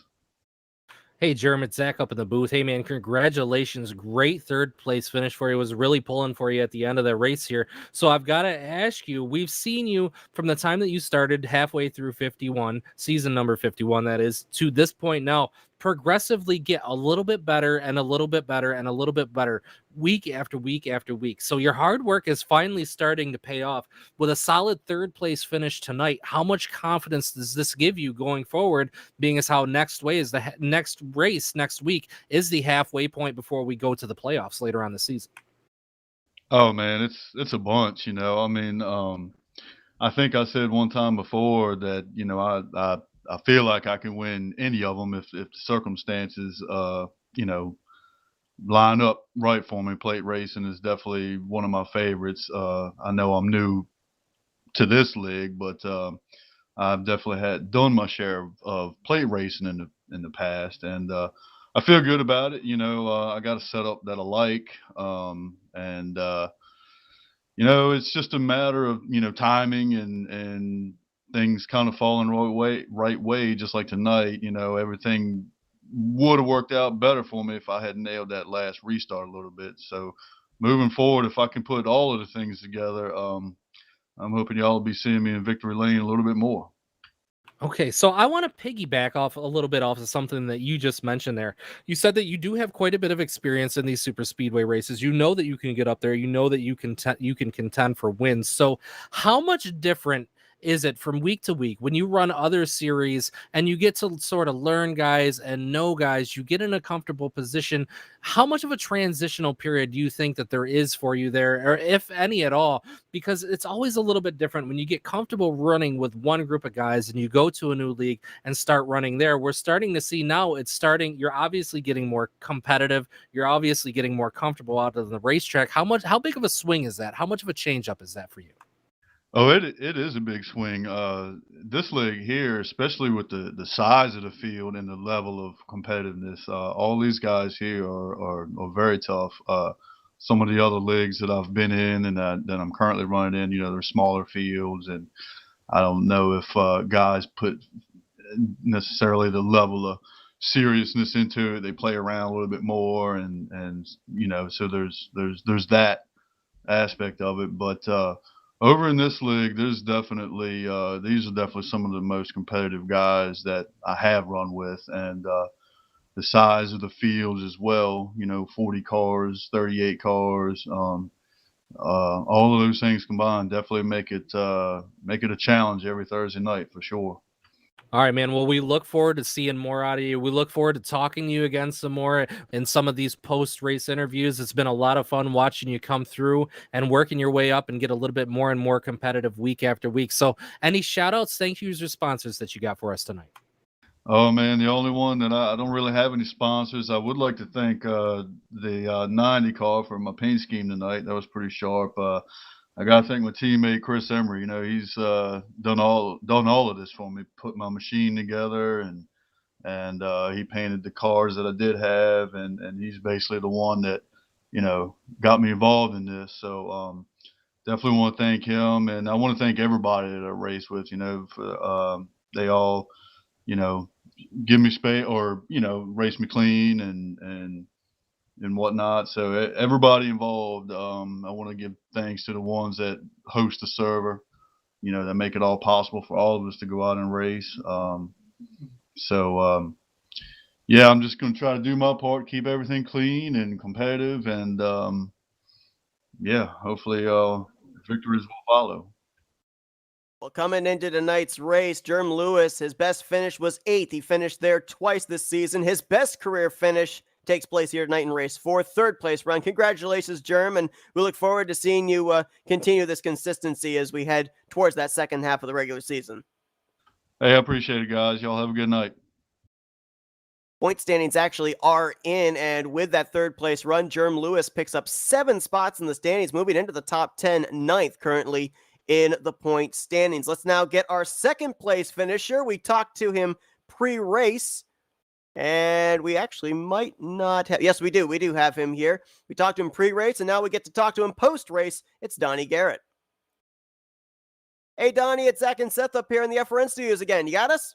Yeah, I think I just talked to you guys not too long ago, didn't I? You did indeed, and your strategy, you said going into the race, was to top 5 and top 10 these guys to death. You almost got the victory here tonight. Talk about that final restart. What little more did you have to get, especially there through the trial, to make sure you could get to the right rear of the 24? I just needed Hank to go with me, and we've been working together all night. And he was apologizing to me after the race because he'd have pushed me out of one, but he saw an opportunity. I think he saw where the bottom. He might have been able to shoot that bottom, and um, Chuck come up there and hit me and gave me a pretty good shot, which put me up into second place. I got appreciate it. Thank Chuck for that. And but yeah, this is where I need to be, man. This is where I normally run, and it was so disappointing last season to, the brakes always went against me. This year the brakes are going with me. So I got caught on that pit road, that first incident. I was going to pit road when that caution come out, but I was out of fuel. I had to pit. So I had to go to the back, and then me and Hank actually worked our way to the front and got back up towards the front there, and then had all them drivers go in for that last pit stop, and 4 of us stayed out. Well, guess what? Caution came out. So just getting lucky breaks. Those breaks didn't go my way last season, but this season it seems like so far those breaks are going my way, and that's what it takes. When you're praying on qualifying that you're starting at the top, just because the top line's faster, how tight it is in these races. And I'm thankful for that second face tonight. I really needed that. Now, I got to ask you this because I did actually notice that you and the two were working together for the second half of this race. Was there a sense that Hank kind of felt that he owed it to you to help push you there after the two of you had made that contact on the entrance of pit road? Yeah, it was all right. We were just trying to get in there, but yeah, like I say, we always, him and Hank always work good together, and we've been doing that for a long time. We don't end up around each other for some reason, but when we do, good things happen, and got to remind old Hank of that. And as long as he don't pit maneuver me, he is a police officer, and but yeah, old Hank's a good driver, and I thought he's gonna give me one tonight, man. That's so frustrating, but man. If you keep getting these seconds and thirds and fourths, a win's coming, bud. And like I said, I'm not worried about that. Just want to get to the chase, and then we'll see what happens in there. And but like I say, man, the second place tonight was what I needed. Hey, Donnie, it's Zach up in the booth. Congratulations on a solid second place run. You said getting these consistent finishes are probably going to be the key to getting yourself into the playoffs. As we say that, you are now tied for second in points with Bob Seminara, the only other driver ahead of you guys, Joe DeSpirito. So that's going to be a pretty good feeling, knowing that you're sitting so secure in the points at the moment behind two guys who have both gotten themselves locked into the playoff field and have found victory lane. And I feel like, and you've probably got to feel about the same way. It's only a matter of time. We know you're more than capable of winning at these super speedways before you find yourself in victory lane yourself. Yep, it's rare air up there with those guys right now. And yeah, just like I said earlier, when you guys interviewed me when we first started, tonight, and I don't have any teammates, and if you don't have help, you're screwed. And Hank was my teammate tonight, basically, and you've seen what two cars can do, and that's what it takes, man. Those guys do that week in and week out, and these guys got to take note of it, and that's how we're going to beat them. And those guys are great racers. Can't take nothing away from them, but they work together, and they work together good. And if to beat them, you're gonna have to get with people, and like with Hank, kind of dumping me there. Those guys don't do that to each other. He would have pushed him if that was Joe and Bob would have pushed him. Joe would have pushed him. And that old greed comes out there at the end, man. And I've been there, and that greed comes out, and then that's But those guys don't have that, and that's what separates them from everybody around them. Okay, so I think it's very interesting that you make the point about teammates and needing those teammates to work with you. So the last few weeks, especially, we've seen these long green flag runs where the field almost kind of breaks apart a little bit. Not in the sense that you have multiple packs, but you get these really long lines, these really long stretches, and it does seem that it's making it hard for drivers to make moves out there on the racetrack. Could you expand a little bit on that? Sure. Everybody wants that, right off that white line, the center line. Everybody wants to be there. If you can get a line and get it right there on there, nobody's going to buy you. Okay. Unless you've got a couple of guys in there. There's a lot. I got a couple of guys tonight, and I don't know why, but they keep lifting going into the corners, and they back everybody up, but they do it every race. And, you know who they are. And you got to get around them. And I've talked to those guys. I'm like, guys, you got to stop lifting going into the corners. You got to stay tucked up. But yeah, everybody fights for that position. And that, like I was saying earlier, you now it's so tight. You want to qualify even, because if you qualify even, you're on the top line. Usually Joe gets pushed out, he jumps up, and then that line goes away. And until someone knocks Joe off that pole, I mean, that's it's going to happen every week. And that's the line. That's the line everybody wants. You fight for that line, and right now, I could see maybe a setup change coming or something that may change that, because that's everybody's learned that if you're there, ain't nobody going to buy you. Gotcha. All right, Donnie, again, congratulations on a really solid second place run tonight. It's a lot of fun talking to you. We can't wait to talk to you when you finally make it into victory lane. What do you got for shout outs, thank yous, or sponsors tonight? I got to thank Clips coming on board. I've run great, since I dumped the Astroglide sponsorship. Maybe I was just slipping too much, but I want to give a shout out to all the owners of RTG. Man, they just the greatest place in the world to race. You guys with your broadcast, and I call y'all the dynamic duo. You guys compliment each other so well. And again, I want to give up a big old shout out to my ODG boys.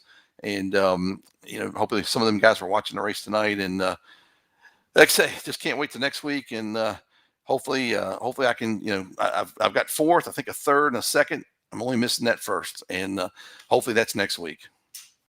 Well, with those top 5 finishes there, Donnie, you are currently the only driver that has 3 top 5s in these first 4 races. You've got the second highest average finish, and you came so close, 31 1,000ths of a second of picking up this victory. We know that win's on the horizon, so congratulations on your second place run here tonight, and we look forward to seeing you continue to top 5 your way over towards the playoffs. It's certainly looking like you're making a case for yourself to be one of those championship contenders.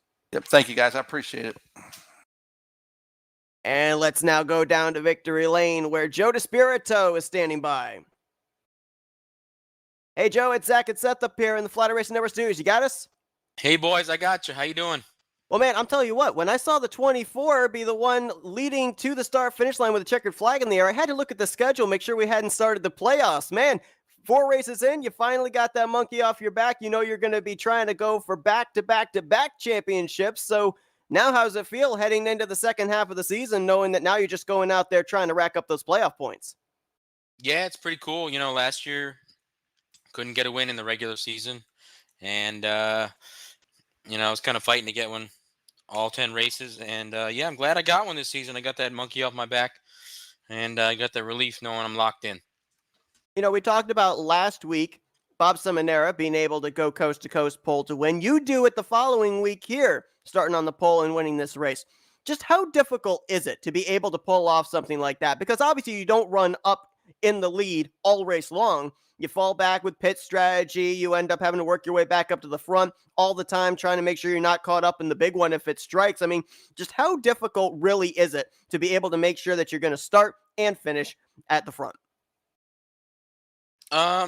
Yeah, it can be hard on green flag pit stops having that first stall. You come off kind of slower. But the pros and cons to that. The pro is that you come off usually with the lead when it's a caution pit stop. So we had a lot of caution tonight, a decent amount, and it gave me the lead a couple times and helped me win. So it's difficult in some aspects, and it's great in some aspects. So pros and cons to both. Hey, Joe, it's Zach in the booth. Hey, man, we're getting to a point where I feel like I talk to you more than I talk to my own parents nowadays. So I got to ask you a question. Now, you've got yourself this win. It's the first time in the last 2 seasons now that you've found yourself in victory lane throughout the regular season and not had to really worry about, just maintaining those points to get yourself into the playoffs. So how, if at all, does this change your mentality working toward the playoffs, knowing that you've got this win under your belt, you've got bonus points for the win, and by the way, you're now also the point leader once again after week number 4? Yes, sir. Yeah. No, it's pretty cool. Like I said, it gives me that relief. I think we start the bracket series in a week or 2, so I can start focusing on that. I always like trying to do well in that. So, excuse me. Yeah, like I said, it's just a relief to be locked in. I'm just gonna keep trying to get as many wins as possible now that I'm locked in, and try to get this. Get ready for these playoffs. All right, man. So I'm going to change it up on you a little bit because we've asked you about wins so many times. We've asked you about pole positions so many times. We've interviewed you so many times for championships that we're going to give the fans at home a little bit something different. So I'm going to fire off a few rapid fire questions. You ready? All right. Yeah, let's go. Joe DeSpirito, what is your favorite food? Pepperoni pizza. What is your favorite drink? Coke Zero Cherry Vanilla. Who is your favorite FRN broadcaster? Wow. Zach Freemal. Yeah, buddy. And this is why we love you, Joe DeSpirito. Thank you very much. Congratulations on your win tonight. What do you got for shout outs, thank yous, or sponsors, my guy? Sorry, Seth. Got my shout outs here. Yeah, I got to thank APW Racing, Mobs Motors. I got a new sponsor on the car this season, TravisLutherArt.com. Great artist here in Florida. Any fishing picture that you got, send it to him. He'll paint it up. Looks amazing. So once again, TravisLutherArt.com on the car this year. I got to thank RTG, FRN. I want to congratulate Bob Seminara, 35 years at the Postal Service, retiring this year, and 35 years as a shop steward as well. So congratulate him. And I want to say glad my buddy Dan Happel's doing great at work now. He's back at work and he's doing well. So, yeah, thanks, guys. I appreciate it. And I wish I could remember who won this race. I can't just seem to pull it in. Nonetheless, Joe DeSpirito, he's the winner here tonight in race 4 of season 52 of the Tally Challenge. Congratulations there, Joe. We look forward to seeing now that you have this win, what you're going to be able to do here down the home stretch of this regular season, trying to get yourself that #1 seed when the playoffs are put together. Thanks, Seth. Good night, guys. You know, I kind of thought that you were going out on a limb asking him about back-to-back championships last season. Boy, you really hit below the belt on that one, Zach. But Look, I'm sorry, Seth. I'm trying to give the viewers at home a little bit something different. We know Joe DeSpirito. We know how competitive he is. We know how fast he is. And we know that every time I call him out, he seems to pull it out anyway. So I figure, what's the point anymore? Well, nonetheless, though, I'm looking here at our point standings. And again, there are a couple of names that keep peering up there that, you know, even if they don't win this season, could definitely be some of our contenders to point their way in. We've already talked about Jerm Lewis. He's moved his way now up into the top 10 in points. Chris Emery's still up there in the top 10 in points. Jeremy Jeffries, Jeff Crivello, and now Donnie Garrett moving up into the top 3 in that second place battle with Bob Seminara. I mean, these are guys that we know are more than likely going to be contending for playoff spots. The question is, though, is it going to be through a win or is it going to be through points? Well, and that's a great question to ask, Seth, because we've seen now multiple weeks consecutively between, you know, the end of last season throughout the playoffs and so far throughout this season, we've got some different names that are up there in contention. Jerm Lewis showing us, Jeff Crivello showing us, Chris Emery showing us, guys like this who we know very realistically are running well and could point themselves in. But, you know, we saw a situation like with Josh Metallic last year where there were guys that got wins and got repeat wins, ultimately ended up putting him into a position where he made the playoffs, but ended up falling out of the playoffs. So I think you can have any sort of strategy that you really want to have to try to make progress, but the win is the only thing that's going to guarantee it for you, because with as unpredictable as these races are, as random as these accidents tend to occur out on the racetrack, I don't think that you can just rest on points. I think that you need to be going as hard as you can. And you hear Joe DeSpirito talk about that when we talk to him in these interviews. Yes, he has this win, but he very realistically, Joe DeSpirito would also like to win the final 5 races before the playoffs as well and pad that point lead even that much more.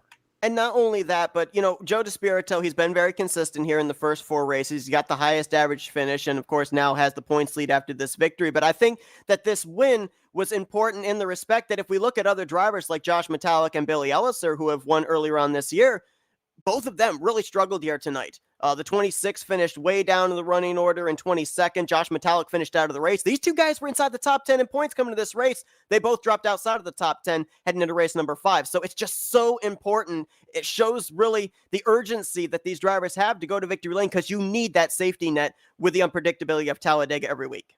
Absolutely. And there was that instance last season, had Joe DeSpirito not had all the bonus points from, winning winning the regular season championship, even without a victory, and then the wins in the opening rounds of the playoffs, had he not had those bonus points, he would not have been a part of that championship for us. So that is how quick all of this can turn around. And you hear Donnie Garrett preaching consistency, top fives, top tens. If I'm not going to be able to get that win, I need to make sure that I'm in that top 5, top 10 every week consistently, because that's what it's going to take without a win to get yourself to the playoffs. Now, obviously, we know that Mark Paglia ended up missing the first 2 races of the season, so he's mired down the points, but throwing out a couple of other names of drivers that we saw up inside the top 10, top 15 consistently last season. Tim Nofsker, Bernie Mobbs, Dante Ricky. You could also throw Sonny Tallman and John Godfrey into that mix. These are drivers that are outside of the top 17 in points. Are they in panic mode now to try and find victory lane, or do they still have enough time, do you think, during the regular season to get themselves up there points-wise into contention?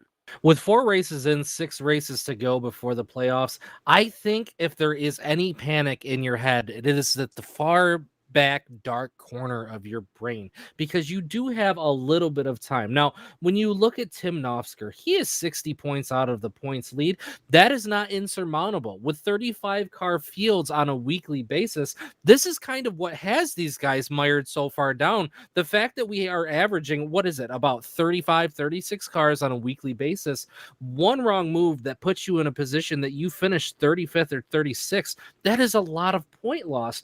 But for somebody else, that could potentially be a huge point gain. For example, not trying to wish any bad luck on anybody in the top 5 right now that doesn't have a victory, but realistically speaking, if one of those guys were to finish outside of the top 30 in either of the next 2 races without a victory, that could very realistically catapult anybody from about 15th in points up back into contention again. So while, like I said, I think there is a little bit of panic, I think it's not as bad as it could be with 6 races still remaining. One final closing thought here. Something I loved that Donnie Garrett told us in his post-race interview, and obviously different drivers have different strategies to be able to win at super speedways, but I think that just about all of them would adhere to this strategy. Donnie Garrett talking about pre-race. He wants to go in. He wants to finish in the top 10, preferably in the top 5. When you've got that kind of a mentality at the start of the race, rather than I got to get up there, I got to win this race as early as lap 1, more than likely, you're going to find yourself in the situation Donnie Garrett was. He was just trying to get up there and finish the best he could inside of the top 5.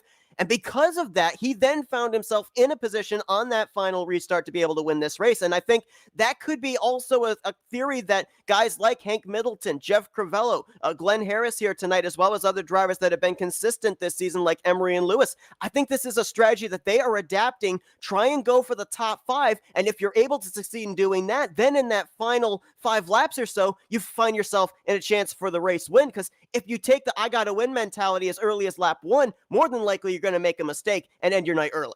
Absolutely. And that just kind of speaks back to what you and I talk about on a weekly basis, Seth. It is a battle of attrition. If you want to be in contention for the victory at the end of the day, you have to make sure that you're present within the last 2 or 3 laps of the race, or on the last lap coming to the checkered flag. If you put yourself in a position to not be there, you get wrecked out or anything like that, it doesn't matter. Your day's over. So I think running smart, and it's something that we've seen many competitors do in the past, kind of hang back through the first half of the race. And then once that first half of the race comes and goes, it's time to move forward and make as many moves as you can. So I don't think that consistency, I don't think that's a bad play. I actually think for this series in particular, it's a very, very smart play. If you can keep yourself out of trouble and keep the nose clean on that car, you have a very realistic shot at the end of the day. Well, coming into today, the weather was predicted clear, 70 degrees, and no wind. Well, I'm not so sure about the wind part, because we saw as many as 10 drivers get up and into the air during the course of this race, but a wild one. A lot of drivers torn up race cars, but a finish at the end that saw the defending champion Joe DeSpirito go to victory lane. He has now begun the quest for 3 championships in a row. A crazy one here tonight, Zach. Next week, we're going to be kicking off the finale of the first half of the regular season in race number 5. Great one here tonight. Looking forward to that one next week. Yeah, and if everybody at home thought tonight was exciting, it only gets more exciting from here. These drivers doing, once again, a great job putting on a show for everybody. Seth, thank you as always. I'd like to thank everybody at Flatout Racing Network, everybody behind the scenes, all the owners, drivers, admins at Rolling Thunder Gaming, and of course, never last, even though I mentioned you last, just to keep the anticipation there for a little bit.